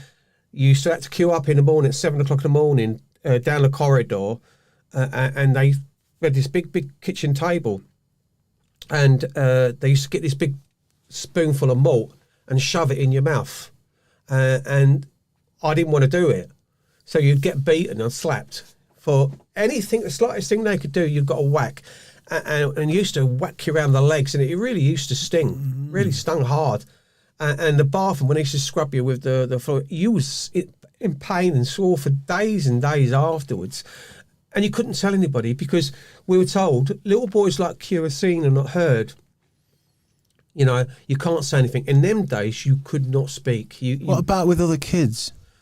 You and the other kids? You didn't talk about it because even as children, you daren't say anything in case one of them grassed you up. So you're all aware that this is happening to each other? Yes. You're not thinking this is just me. Yeah, you know that, you know, little Billy's just come in and you know what he's just been through. You know it. You're laid in your bed and you just can't. What happened, a way out of it for the kids was, when I was being abused in the dormitories and other kids were being abused, the kids used to turn in their bed and face the wall.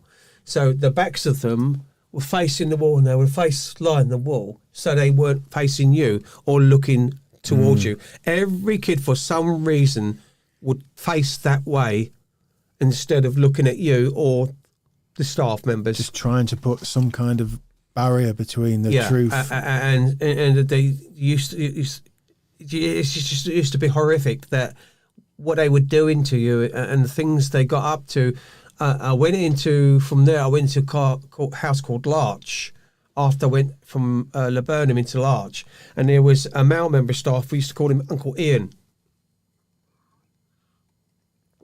And Uncle Ian was very, very abusive. It's so fucking sinister they've got you calling him auntie. He used to whack you with his fist and beat you up as a child. He used to put me on the floor and he used to lie on top of me, rubbing his bollocks into my back. And then when they used to make you wash up at tea times and all that, he'd come up behind you and put you in a strangle lock.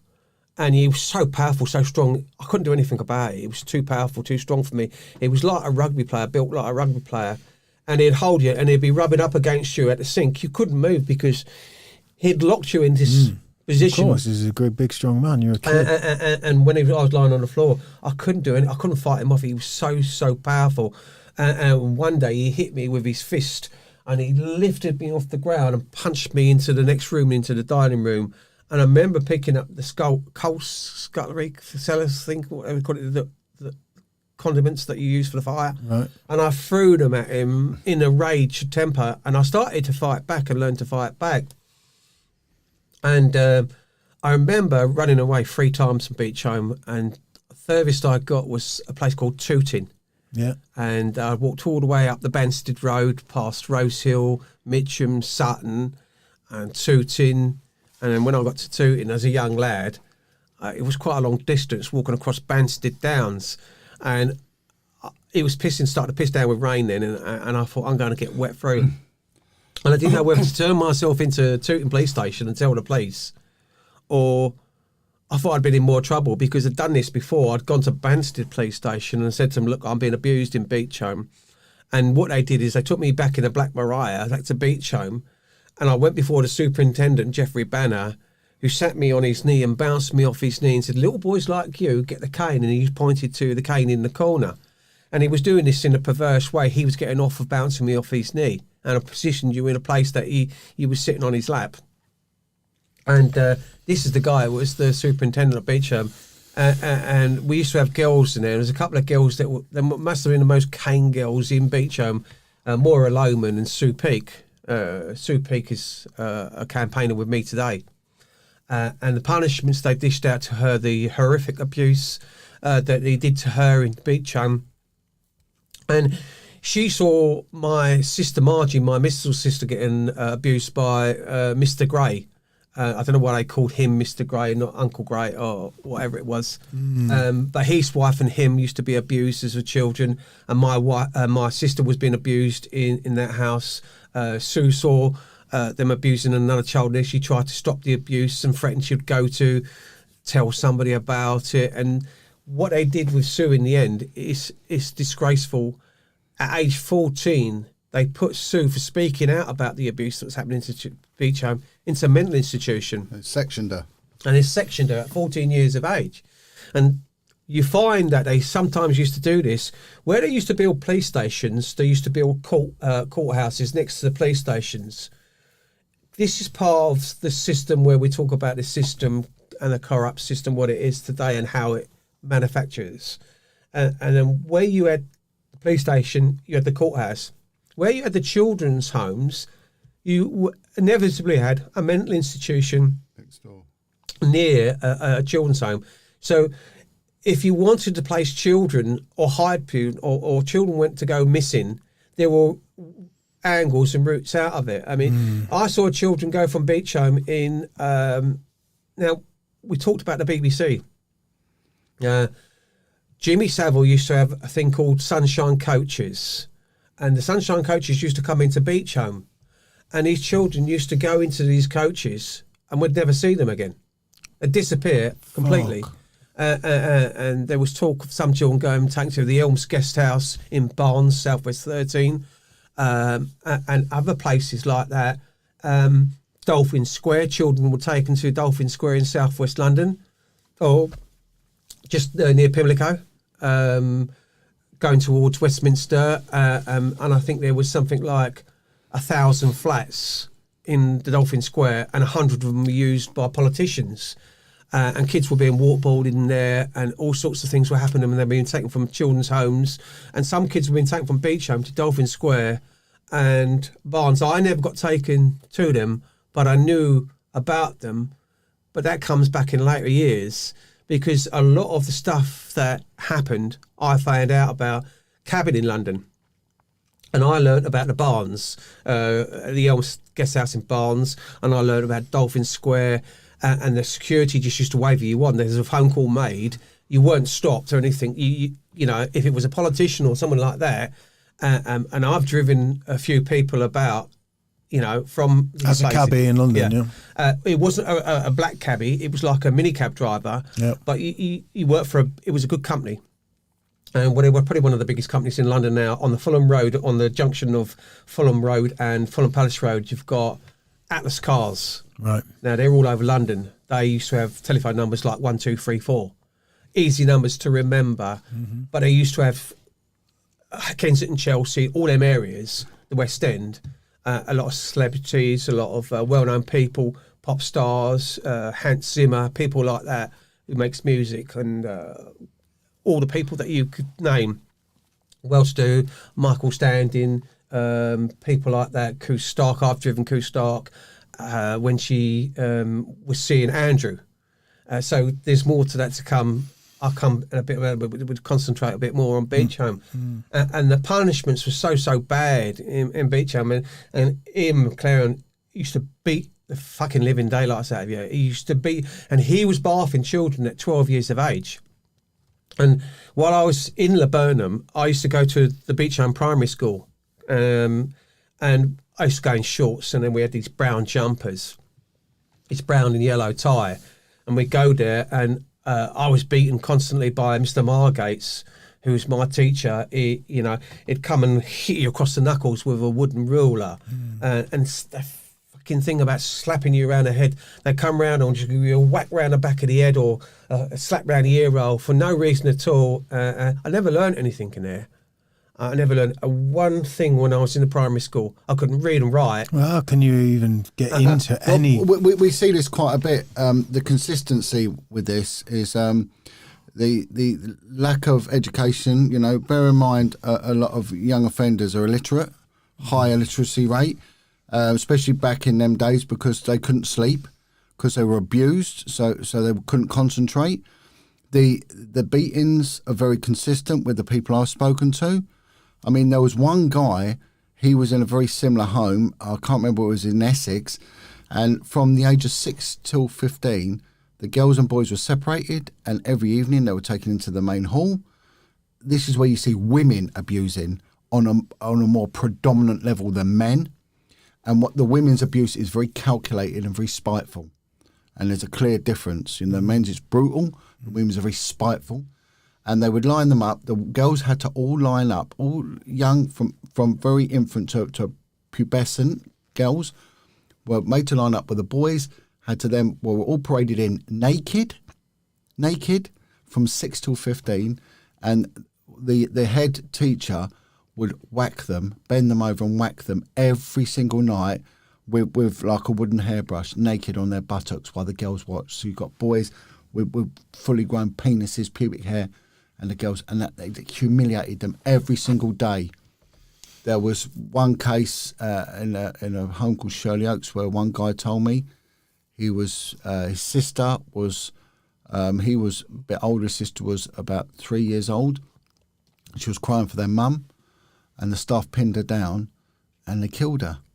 So what they did was they brought in his other sister, who was a couple of years older than the little girl who died, and they put her next to him and called the police and said that she had killed her own sister. Oh my fucking God. So we are seeing this consistently, and what Alan has said brings me on to a point about Dolphin Square. Dolphin Square has featured in the press and in the government inquiry. It is a residential home for politicians. A police officer got in touch with me, and he was based at Rochester Road Police Station, which is a jurisdiction for Dolphin Square, which is in SW1 Pimlico. And the superintendent brought all the patrol officers in from the area, and they turned around and said anyone caught stopping a car going in and out of Dolphin Square will be disciplined and could lose their job. So the police were deliberately stopping any sort of interaction with runaway kids. With that. Yep. And is that, to this day, is that going on in Dolphin Square? I don't know. But if you look at the video by Culture Club, Yeah. right, the song "Do You Really Want to Hurt Me." Right. Now listen to the lyrics. "Do you really want to hurt me?" Right. It's filmed in Dolphin Square Gymnasium, where a lot of abuse was said to have gone on. So Boarding was rife in Dolphin Square, right. where they used to put the children under the water, and that's come out time and time again. Where the part of the punishment was where they used to waterboard them, and the things they used to do. You know, it's like when I was in the primary school with Mr. Margate, my class teacher used to beat you and hit you. And there was a guy also who went to Shirley Oaks called Mr. Whiteman. He was the school teacher, and you was a little boy, you was a child, and you had these shorts on. You had no possessions, you had nothing. He'd rifle through your pockets of your shorts and say to him, "What you got in your pockets, boy?" He was touching you up. He was putting his hands deep into your pockets and just basically feeling you and touching you. And you said, "Nothing, sir, nothing, sir." And he'd pin you against a wall while he was rifling. He did that all the time. But the worst part about it, he did it in front of all the other children. He did it in front of all the other staff. And nobody ever said a word. And he got convicted of paedophilia in Shirley Oaks. He went from Beechholme. When they talk about paedophile rings and they talk about the coincidences of one place to another places and about what happens here, there and everywhere, and like John's named various places, you know, there are guys that I know to this day that are in Kencor. Is it Kencor? Kincora in Belfast. Do you want to say a little bit about that? There's two kids' homes. There was Kincora, which was a Protestant faith-run home, and Kirkcorbin, which was Catholic. You know, there's two twin brothers were based in Kirkcorbin, run by the Catholic Brotherhood, the De La Salle Brotherhood, and what they were doing, because they were twins, their first day there they were anally raped. The priests made other boys rape them, and they were taken to parties and they were made to have sex with each other while the priests sat around and masturbated. And we're getting this time and time again. Now, what we got to look at is, how does this go on, and why does it go on? So it's okay looking at this a problem, but what we got to look is, why is a problem allowed to perpetuate and go on unabated? So let's go through our politicians. Now, I got invited with Alan to go into one of the parliamentary buildings to speak to a politician who they always promise the world, these people, and deliver nothing. Want your vote, don't right? Yeah. Now let's look. We go on. There was a group called the Paedophile Information Exchange, right, which was formulated in the late 60s through to 70s, and it was a pro-paedophile lobbyist group. They wanted the age of consent reduced to 4 years old. Pro-paedophile, right? And And when they actually intercepted it, it was monitored by Special Branch. It was actually funded for 5 years by the Metropolitan Police's Special Branch. And their excuse was, at least we know who's in it, you know. But at no point did they interact. But this group was made up of you know, pederasts, you know, people that want sex with predominantly young boys. You know, there was an army colonel in there, the head of the boys' brigade, people from the clergy, police officers, right? They were allowed to talk at the Labour Party's, no, it wasn't. It was the Campaign for Civil Liberties, which is now a group called Liberty, a campaigning group called Liberty, with that Shami Chakrabarti in there. Before, it was run by Harriet Harman, Margaret Hodge and Patricia Hewitt. They allowed, this Civil Liberties group, allowed Pye to give a talk at their National Christmas Conference at the London School of Economics. You know, each one of them politicians, Hewitt, Hodge and the other one, I forget now, they're all right honourables now. Right, they're all right honourables. One of them was appointed by Tony Blair as Minister for Safeguarding Children. Oh my right. God! Now we've got to look at people like Tony Blair, David Cameron, Margaret Thatcher. They all have PAs. They're not personal assistants. They're political advisors. Yep. 5 of the most recent prime ministers have had political advisors that have been paedophiles. Right. The head of military intelligence, Sir Peter Heyman, was a paedophile. Right, so this is how we get this. It is ingrained. We have had Home Secretaries. There was a Home Secretary called Leon Britton. Right, the youngest ever promoted Home Secretary. Right, the allegations have been set out against this man time and time again. Indecency with young boys. He was given a file containing abuse and satanic abuse against children, and he lost it. You know, we are constantly seeing the same pattern emerging and re-emerging and re-emerging, and nothing is ever done about it. And failings in policing, and these care homes are money making, and the abuse is exactly the same throughout all these care homes. There's the Medhamsley, the Kincora, you know, all of these, right? And the thing where the kids were taken and trafficked to Dolphin Square. Intelligence services have been monitoring this as well. And how do they allow it? Because there's blackmail value in it. Because people can be blackmailed for having sex with children. And when the victims and survivors come forward, what happens is that they are then subject to ridicule. Right? They then have to make an allegation and stand before a court with the highest burden of proof in the world, beyond all reasonable doubt. Only 2% of historic child sexual abuse cases go to fruition, to conviction, 2%. So that's not saying 98% of them are liars, whereas the law now sets it out that they are, infers that they are, because they brought in 2003, the Criminal Justice Act, bad character provisions, right? So if you have been sexually abused, you may well self-medicate, and you'll self-medicate by alcohol and or narcotics. The drug of choice for self-medication is heroin because it's an analgesic. It is a painkiller. And pain takes many forms, as we all know. And, of course, it will mar this, right?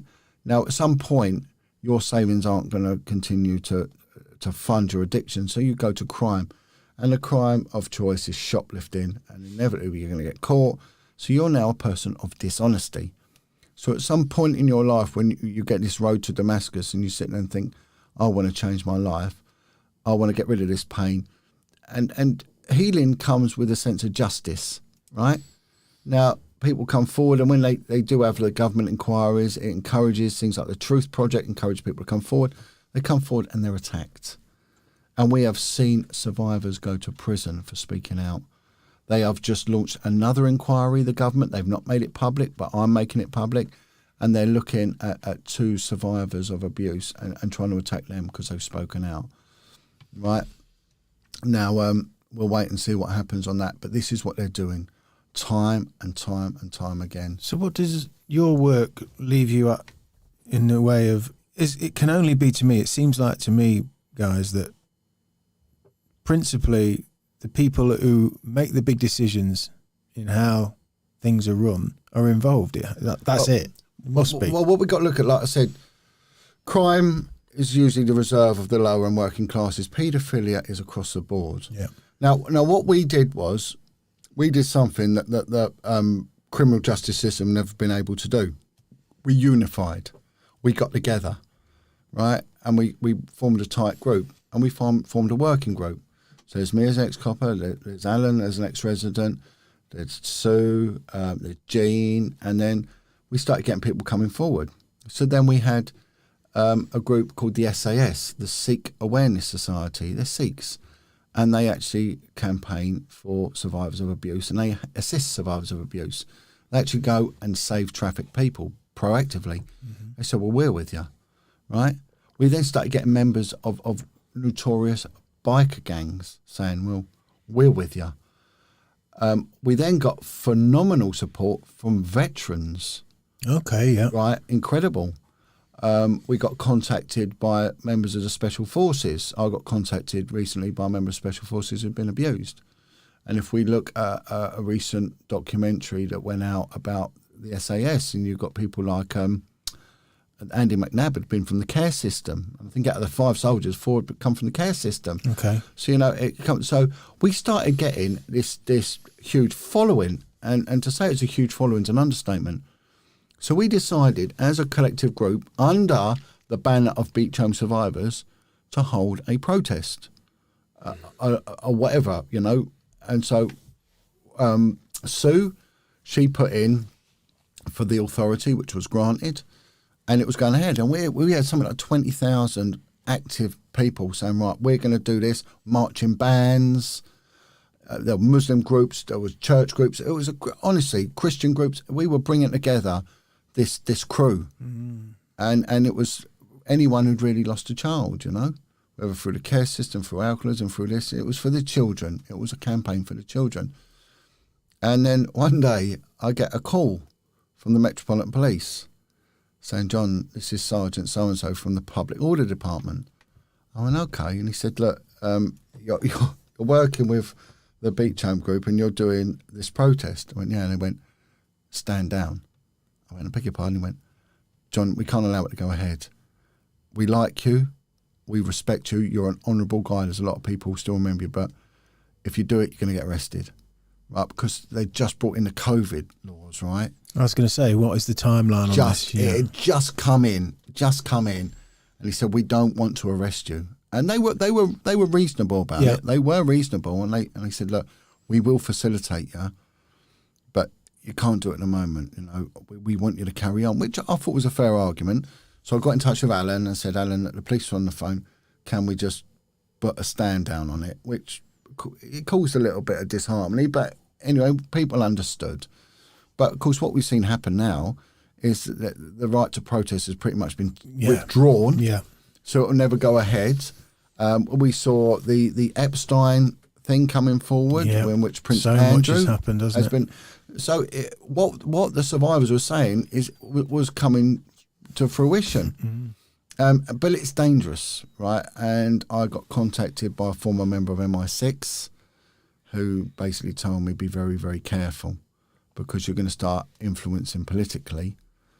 I then got a former member of the SAS wanted to meet me. I went down to Cornwall, sat down with this guy, and he just told me about contract killings and how they work, and said you're very much in line to be a target or something.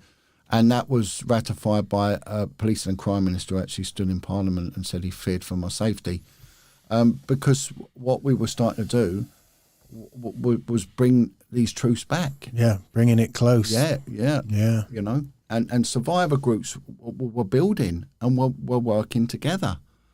I'd never seen this before. So obviously in the UK, you just mentioned Epstein, which is linked to the UK massively through the Crown and so on.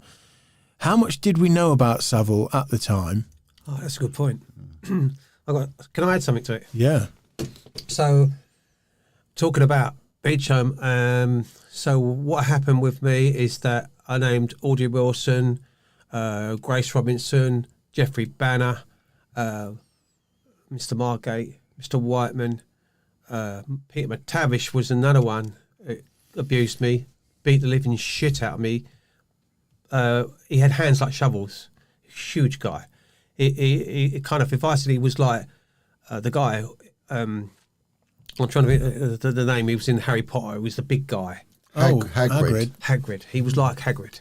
Huge, and he just looked split an image like him. He was like a big hairy gorilla. lump, yeah. And he had hands like shovels. When he hit you, you stayed hit.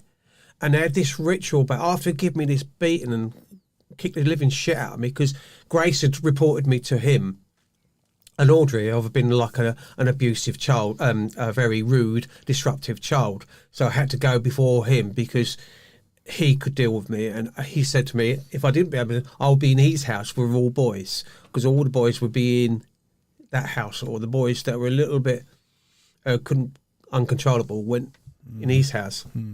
And as I was saying to you about this ritual, after he'd given me a beating, he told me to go and get a bath.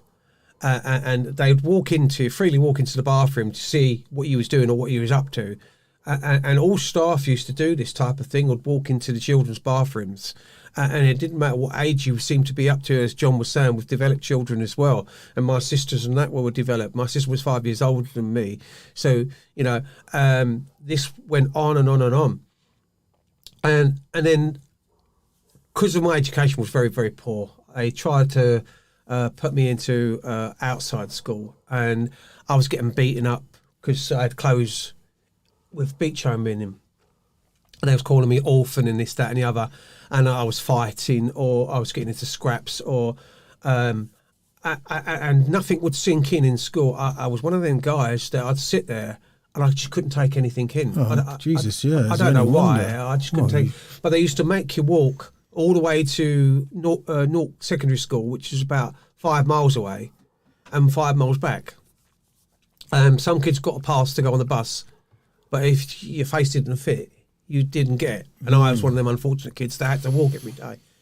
And then after the fighting, all that, I'll get that out. And then they put me into another school. The same thing happened there. I got into fights, and every kid jumped on me. And I used to get, I think it was a shilling, I think, a sixpence or something like that, as bus fare to go on the 164 bus from Banstead to Rose Hill. Get off at Rose Hill and walk into this school. And they beat me up and stole my money. So I had to walk all the way back from this school, which was probably 20 miles away, back to Beechholme. And I remember walking through Sutton High Street. I don't know why I walked that way. I should have gone the other way. It was, and Grace Robinson, Granny Grace, was standing at a bus stop. And she see me. She said, "Where are you going?" I said, I didn't want to say anything because I tried to not look at her because I had a bit of a busted mouth where I'd been in a fight and my face was slightly red. So I was kind of talking to her like that, as if I was carrying and walking. And I didn't want to tell her too much. And I just tried to hide when I went back to Beechholme and just mingle in with the children. And kind of like, because when we was outside, it was our domain. We could get up to all sorts of things. We could climb the roofs and things like that. We used to go scrumping. We used to throw pears and apples at the cars going up and down Fir Tree Road. And one day I remember us throwing some fruit at a car, and next thing you know, it came into Beechholme and we scattered everywhere, all over the place. It was a police car and a plainclothes police car we'd hit, and they came in, but they couldn't find any of us because we knew it. We were almost like a guerrilla warfare to them children. But then they placed me into a school in Beechholme called the Orchard. Now, that was for children with learning difficulties, or I was sometimes called a retard. The abuse that you used to give wasn't just physically; it was of course, verbally as well. Mentally, Retard and a retard, and I think on one of my reports it actually says lacking in intelligence or something like that, or whatever the case might have been. The wording is very discriminatory of you as a human being. It's very horrible wording. It was supposed to have been in my reports, and had learning difficulties and so on. So I went to the Orchard, and they did the BBC done a documentary called Gail is Dead. Now, this documentary about one of the Beechholme children, Nancy David was the teacher at the Orchard, tried to help Gail when she left Beechholme, and she got onto drugs and sort like that, and she was found dead in the basement of this flat. And And the poignant things that Gal says in the video when she starts talking, she made up this lyrics of this rhyme, and I can't remember off the top of my head, you know. And if you listen to those words, it's from a disturbed child. You know, if I was a horse, I would bite, or if I was a bee, I'd sting. Things like that to show her. And the BBC interviewed me. What they asked me to do was there's where the wall of the gym was, there's a kind of like memorials painted on the walls. And they gave me a dry brush and they said, paint that as we're interviewing you and talking to you. And they was doing an interview about what had happened to me and how I came there. And I told them about, you know, what happened to me sort of at home. But for some reason, I told my mother about it, and she wrote to the BBC, and, you know, under circumstances, she just said, I don't want this showing. So they did not show that. But the Man Alive series had archive footage of me in Beechholme at the same time they did the Gail is Dead. And if you go on YouTube and look at Gail is Dead, there was 6 programs made, and it shows you Jeffrey Banner, one of the abusers, all the kids, all the houses. You get that up, Aidan? Yeah, it's called Gail is Dead. Gail is Dead. It's on YouTube. And you just have a type Gail is Dead here. And Nancy David, you see all the kids in Beechholme. You see how he was dressed, how they used to dress you. Is this? There's pictures of it. There it is. Look, Gail is Dead. Yeah, that's where she bottom. is. But Jeffrey Banner's the first one. It'd be that one there where Jeffrey Banner. That's the superintendent of Beechholme, Jeffrey Banner, and he was an abuser. He was a very cool. There's Gail there At the bottom. and what she said in that interview it was, you know, if I was this and I was that, and telling her story, it was quite, you know, heart wrenching. It was quite sad, and you know the things you used to get up to. I mean, when I left Beechholme, they put me in a hostel. I went into Ash Cottage, and Gordon Reed was another abuser. Yeah, I know. And Gordon Reed, see, like, you can see the kids in shorts, and that's what they used to put you in, those grey shorts and brown tops and everything else like that. And it was horrific what what we went through there. The abuse was, I mean, okay, so I've got 2 sisters, another brother, all abused in the cottages they were in, and I was in 4 cottages. So, and I was in 3 out of 4 cottages out of 24. So if you say with my family alone, how many abusive cottages were there in Beechholme? There's not very many good ones, let's put it that way. No. And the abuse was rife, and it stemmed from children being taken away, never to be seen again, to there were reports of children committing suicide. But again, like Jon has said, it's proving it. Right. You know, it's actually proving it, and trying to find proof and you know, factual evidence when you're fighting a system is very, very difficult. Well, Ken Livingstone ordered the Shirley Oaks home to be levelled. Right. And there were reports that children, residents, have found a body of one girl in a tunnel, in a pipe, you know, down there. So, you know, the history dies with it once it's gone. You know, and if they was to pay out for all the damage and destruction, they'd go bankrupt. But what we got to look at society in general, you know, from cradle to grave, you know, children from dysfunctional homes make a lot of money, right? So, you know, you take a kid, it goes into the care system, and that's when people start earning. Funded and... Yeah, but not only that, we got to look at the legal process, you know? Mm-hmm. How much is keep someone in a prison? You know, how much for a methadone thing? And also, one of the biggest scandals is how much they pay for solicitors and barristers. Mm. You know, £450 an hour they'll pay. It's ridiculous. You know, and they happily pay it, bang, bang, bang. But yet they've never got any money for treatment. Mm. All of our society's ills. I'm no expert, but the one thing is I'm not a fool. It all stems back to child abuse, but there is no funding in it. There's no impetus to investigate it. When it comes to the police, it's very, very poorly supervised, very overworked. If you go to the beginning of that picture where you got Jeffrey Banner at the beginning of the video for Gail is Dead, and it shows a picture of Jeffrey Banner. See that cottage? Oh, if you can freeze that where Jeffrey Banner is, if you can go back to where Jeffrey Banner was, there. That if you can freeze that, Yeah. Brilliant. See the cottage behind there? Yeah. See where the tree is there? To the right-hand window, not that window there, the next one over. No, to the right. Keep going to the right. That one there, yeah. That was where my bedroom was, where I was abused by Audrey Wilson. That is the actual house, Laburnum. What's that like for you seeing that now, Alan? Haunting, because there's the trees, there's the beech trees, there's the line of the beech trees as you're looking down Beechholme. There's the cottages you can see.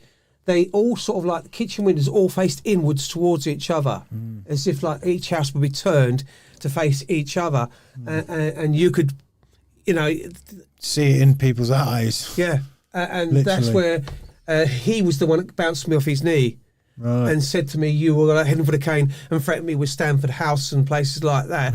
Similar to what they did to Sue and put her in Epsom mental institution for speaking out about the abuse that was there going was one care home, there was 19 known paedophiles working there. 19. Known? 9 paedophiles convicted, 19, yeah. We hear the same story time and time and time So, again. coming back to like the Savile and the Epstein and where we are now, and you guys campaigning, the group you've put together, the awareness you're raising, do you feel like the Savile breakthrough and now with the Epstein thing, is this helping? Is this shedding light? Is this lifting the lid a bit? Yeah. I mean, years ago, what was incredulous is now accepted as fact. Yeah. yeah. How many people have watched Jim will fix it and been screaming at the television and then gone on a mad drinking bender for hours? The police failed to investigate, but now they're right. So what we're looking at now, these attempts by people like Panorama to denigrate survivors, these inquiries by the Metropolitan Police to attack people coming forward, we need to see them for what they are. This is Operation Stable Door, as we used to call it in the police. And Savile went to Beechholme. You did? Yeah, he went in 1972 to Beechholme. Jimmy Savile went to Beechholme in 1972 as I was leaving Beechholme. The church that was in Beechholme was burnt down in 1968 when I was in Ash, and Gordon Reed was the house parent of that house when I was getting beaten by him. He another one, he used to use his fists and I knocked one of the kids' teeth out. The damage they used to do. I think he actually ended up losing his job. Right. So something must have happened, but he used to beat a lot of kids up. But we were sort of getting towards teenagers then and getting a little bit older. And he hit me one day as I was walking past and punched me straight in the head. And I just turned and laughed at him. And he said, "What are you laughing for?" And I said, "You can't hurt me anymore." I'd been hit so many times and so many abuse, so much of it over the years. I just said to you, "You can't hurt me anymore." And whereas I'd cried before and been floods of tears in Laburnum, by now I was laughing. That makes me probably a weirdo. Did it make you want to be violent yourself, Alan? Yeah. Well, what happened was then, by the time I got to Beech, I became a bully in myself. Of course. Because, that's what you know. And I don't know if it's because, I don't know if you can use it in the terms of abusive bully. In one sense, it is abuse, because the older children in Beechholme would make you fight the younger children. If you didn't hit them, they would hit you. So they'd make you have fights. You'd have to have fights with them. And if you didn't do that, they would beat you up. So you'd get beaten. And I used to hate that. And it haunts me to this day, because some of the guys that I used to fight with, I know are still alive today. And one guy in particular, I know he's still alive. And I've spoken to him, and he's been out with me, and John's met him. But I still feel that guilt to this day, that I was made to do that. But I can't turn around and say to him, "Look, I'm sorry for what I did to you, but what can I do? If I didn't fight you, he would beat me up. He was stronger than me. I might have been stronger than you." That's the chain. And that's the chain, yeah. And what they did from Ash, they put me into, I went out of age. I was working for a little bit in Beechholme. At Kinloch, getting my job at Kinloch Provision Merchants, and I was going out on a little bit of money. But I'd done some strange and weird things while I was in Beechholme, and it's hard to explain. They allowed me to go home at weekends to go, because I loved Chelsea, and I used to love going and watch Chelsea Football Club, and I used to go from Banstead to Victoria number 11 bus, And when we lived at Beechholme Gardens, I used to go to Beechholme Gardens in Shepherd's Bush. And I used to still have contact with me mum, but my dad died when I was 10 years of age in Beechholme. And never did see him again. My brothers and sisters, we've never ever shared the same room, like this room here. We've never been in one room together, the four of us, ever in life. Since you got taken to that place? Sorry? Since you first got taken into care? Yeah. You've never all been in a room together since? Never. And have you managed to speak to them and Well, take their accounts of each other in? My brother, Beechholme, mentally affected Frank. I think we're all suffering a little bit of a mental subconsciousness of what happened to us, if you want to put it in that term. I'm not the full ticket. Definitely not. You know, the light's on, but I'm not always at home. If that makes sense. How can anybody be? How can anybody be? You're developing all of your, you know, when you're that age, you know, you're literally developing your whole your circuitry of being. I've spoken to people that have been made to have sex with their own sister and their own brother, you know, and they said, you know, what? There was one guy told me this horrific story that he was taken to a party, and I think he might have been taken from Beechholme to a party as a young kid, and his sister, his twin sister, was there, and another girl, and they said, if you don't have sex with that girl, we're going to rape your sister. And he said, I feel guilty. I said, what are you guilty about? He said, well, I should have not done it because my sister had been raped so many times. What would it matter to her? Oh my fucking! I know when you can't think like that, you were a kid. But this guy went on to a life of incredible violence. So when we look at violent people, aren't we missing a trick here? And who are these people? There's one guy. I'll try and put you in touch with him. He's a really lovely fella, and when he was released from the care home, he was horrifically abused. He was threatened by his probation officer, and his probation officer was raping him when he was in care. And even the Crown Court judge who sentenced him was one of the attendees at this boys' home that was raping these boys. So this is how deep this goes. You know, if the truth ever came out, it was like this senior officer said to me, "You have no idea how deep this goes." He knew what I was heading into. He knew what I was uncovering, and he did that. And, you know, and shame on him. And the government have protected him, and they protected Cressida Dick, you know, in several cases, and they have. And these people know what goes on. So if Maxwell, if this case with Maxwell now, I mean, how far away were we from Prince Andrew being? Well, he is. I mean, what he's done, pulled in, and well, he will never be pulled in. No, it won't happen. But he clearly is, or clearly has committed acts of paedophilia. You know, why are they not pulling him in? You know, but if you don't pay your poll tax or your congestion charge, you know, you're back before a court. This system is. People need. They need to start taking an interest in what we're doing. You know, they do. They need to start giving us the bigger platform so we can tell society what really is going on, how deep this is and how dangerous and destructive this is. And only then, but people have cognitive dissonance. They switch off. They don't talk about it, you know?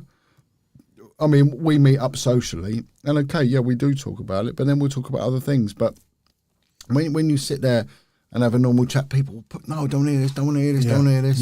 Yeah, they'll talk about crap on the telly, the Kardashians or football or whatever. And you think, my God, really? This is what's so frustrating for me right now with everything that's going on, with all this talk and all this. The government want to look after us and make sure we're all okay and protect us. And, you know, just all we need is these wonderful chemicals that we've made for you to keep you safe. And when you are privy to even just you know, I mean, you guys have taken me and I'm sure Aidan into deep water today with the levels. You know, I've always assumed, and that word conspiracy, which again is being bandied about a lot at the moment, seems very convenient to just kind of parcel everything into that tinfoil hat over there. I think lots of us do know, as you mentioned there, John, you allude to people, I don't want to hear this bit, I kind of know, I don't need to know, I know enough. Yeah. We don't. Yeah, well said. We don't know the half of it, and we've not even gone near satanic ritual abuse. No. I mean, Ted Heath was outed as a Satanist. The chief constable, Mike Veal, that was investigating Ted Heath, he's come to us and said, look, they're destroying me. What do I do? It's the chief constable, because the intelligence services were out to crush him because he was exposing the former prime minister for being a child rapist and an active Satanist. You know, and in Satanism, kids die. Children are killed, sacrifices are made. And I'm now working with a team where I'm getting information about voodoo, the abuse that goes on within the black communities and the South American communities. And it's rife one way or the other. It doesn't matter, you know, whether you knowingly worship the devil or a voodoo deity, or you're just a rapist to children. You're doing the devil's work and you're destroying lives. Well, and it needs to stop. And, you know, if it's uncomfortable, we'll think about what the poor victims have to go through. You not think that they go through discomfort. But, you know, I'd like to say, because I'll have to shoot soon, but I'd just like to say that, you know, we are. I'll step back a lot, but Beechholme, you know, you're out there, Al, aren't you? Yeah, I'm out there all the time. But can I just say a quick thing as well? Because, you know, what they do to you as a child, what happens to a child, right? I later in life saw a psychiatrist, and he said, "There's nothing wrong with you." He said, "The only thing that's wrong with you is that you've got a memory, and your memory will never ever. That's the only part of you will never ever let you forget." And what they did with me in Beechholme is they put me in a hostel in London to get rid of me. And once I became 18, they kicked me out of the hostel. I had nowhere to go. The council didn't want to know me. I was sleeping rough on the streets of London, outside Cobbs Hall and Hammersmith and Fulham, my birth borough, trying to get a place or a flat to live. I was sofa surfing where I could, and I was getting food from soup kitchens, and I was living in parks and on benches, and in between trying to do what I could, where I was giving a little bit of money here and there, and walking all over London. I live north, south, east and west of London, trying to survive, and it got to the stage where I turned to drink, and I was very, very bad in drink, and I'd done some stupid things in drink. For a place to stay, I put a brick through a window on a Friday, because if I put a brick through a window on a Friday, I won't go to court till Monday. So you get your nice. So I've got Friday night, Saturday night, and Sunday night with a hot meal and a bed, and I wasn't in the rain and wet and getting cold and that. And I'd done some stupid things in my time, and I went off the rails, big style. I went off the rails, and I went into every single prison in London. I was in Wormwood Scrubs. I was in Brixton.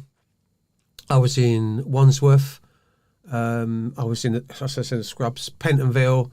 And when I went into Wandsworth, it was really, really strict, because in them days, you had cold showers. You didn't have radios. You didn't have the luxuries like they've got today. That was serious bird. And that's when but to me, I kind of was institutionalised with the system. Of course, yeah. That what I went through. Yeah. People looking up to authority, but in life, when I've gone on to work, I hate people speaking at me. I like people to speak to me and not at me. I hate that. I have rejected that. Frank went out to take his aggression and do karate. He went on to be a black belt 8th Dan, and he fought in a British Championship and a European Championship. Yeah. Frank, with anybody, hate authority.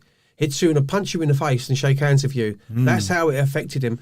But really, the thing that affected a lot of people, the mental illness that affects children. You take the best part of a child's life away from them, and it affects them forever.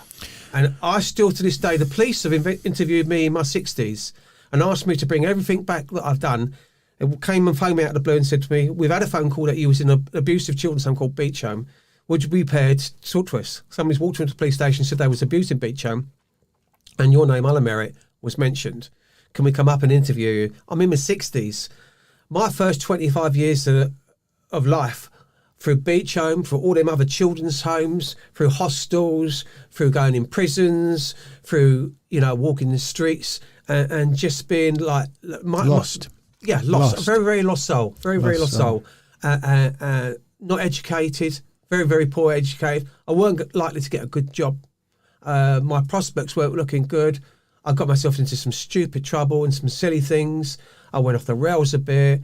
And when I met my wife in my 30s, she used to calm me down. I used to have nightmares and jump out of bed fighting in the room at these shadows that I saw dancing on the ceiling because they were coming back. God. And my wife calmed me down and settled me down. And I met a Lincolnshire girl and she calmed me down something. If I hadn't met her, I would have died. Love.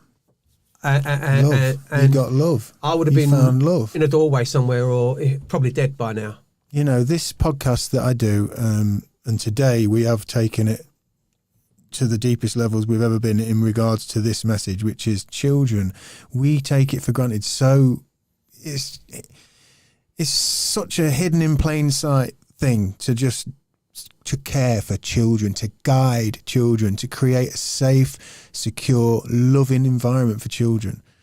And we just take that for granted. And if they do not get that, even on a simple level, like I've spoken about my own story in a broken marriage where there's nasty politics and there's difficult things and there's a bit of corporal punishment, it's not even close to what you've talked about today. But even that distorts the self-value, the security of a child, the confidence, the belief, the ability to be loved and to give love as we move further into life. Another thing you said about love is when you meet other women, when you start to get older and you get involved in relationships. Now, I never knew what love and affection was. Any woman that showed me any love or affection, I used to lap it up. I used to melt, like I used to be butter in their hands. I used to melt. And I used to be so stupid in relationships because it was something I never had any love. I never had any affection. I didn't know what it was like. To be loved, to be cuddled and to be held was to be adored. It was so beautiful. I didn't know what that was. And I had nightmares in my 30s and my wife kept calming me down. And then when I was 64, the police come to me and said to me, "Can we interview you?" They took me before Skeggy police station, and Skeggy's got like a rape suite, and they got cameras in the walls, and they interviewed me, and two of the abusers from my days are still alive, and they didn't even go and interview them. They said the only thing we could do with them is probably hold a charge of actual bodily harm because of time spent. And that's all we could do. So it's not worth actually interviewing them people. And it's your word against theirs. And in the end, they said, your case has been concluded. And I take that police officer and I've got him on tape, which he didn't expect, letting out some things. And it's part of why I've campaigned for so long, because the corruption is at a level that none of us ever would even dream of. Obscene. Well, listen, boys, you are doing the only thing that you can do, which is fight for truth, fight for honour, fight for the fucking right to have a human right, and to try as best you possibly can to just bring a light onto this situation that kids to this very day are going through. And I really appreciate that. And I'd like, if we can, John and Alan, if you're up for it, you mentioned we haven't even got into the next levels of this stuff, in the future. If we can do that, I would, I'd really, really grateful. But thank you so much for today. This has been heavy. This has been deep. It takes a lot of emotion. My heart has been hurting listening to this. I've got 3 little kids that I'm so aware of, just like I said, the surface stuff, just making sure they're safe and sound here, knowing there's kids everywhere that are just fucking obliterated. I've started to do a show now once a week on Wake Up UK. Okay. So on every Sunday night at 7 p.m, I do a show and I interview survivors. Okay. And I interview other people that I know, and we talk about it. We talk about everything what's going on, about how corrupt the system is, let alone from the perspective of a child, but all the way through life. And they're bringing it up here, aren't they? Is this it? and yeah, that's it. Wake Up UK, and Alan Merritt is a host on there on a Sunday night. How will someone get it out? Yeah, it's on there. If you scroll down there, you'll probably find the hosts. Well, we'll link all this in. If you go into more, it'll show you on there. But I'm going to have to get dashing. It's got Alan Merritt on there. Yeah. Should find Alan Merritt on there. Right, okay. Yeah, well, I'll link all this in, Alan. And appreciate it, John. You come all the way up from London. Appreciate this. And Alan, thank you. And we'll do it again. We'll get into the next levels. But thank you so much for your time. Really appreciate it, guys, and keep on keeping on fighting the fight. Thank you for the platform. Yeah, God very bless. brilliant. Thank you very much indeed. Peace.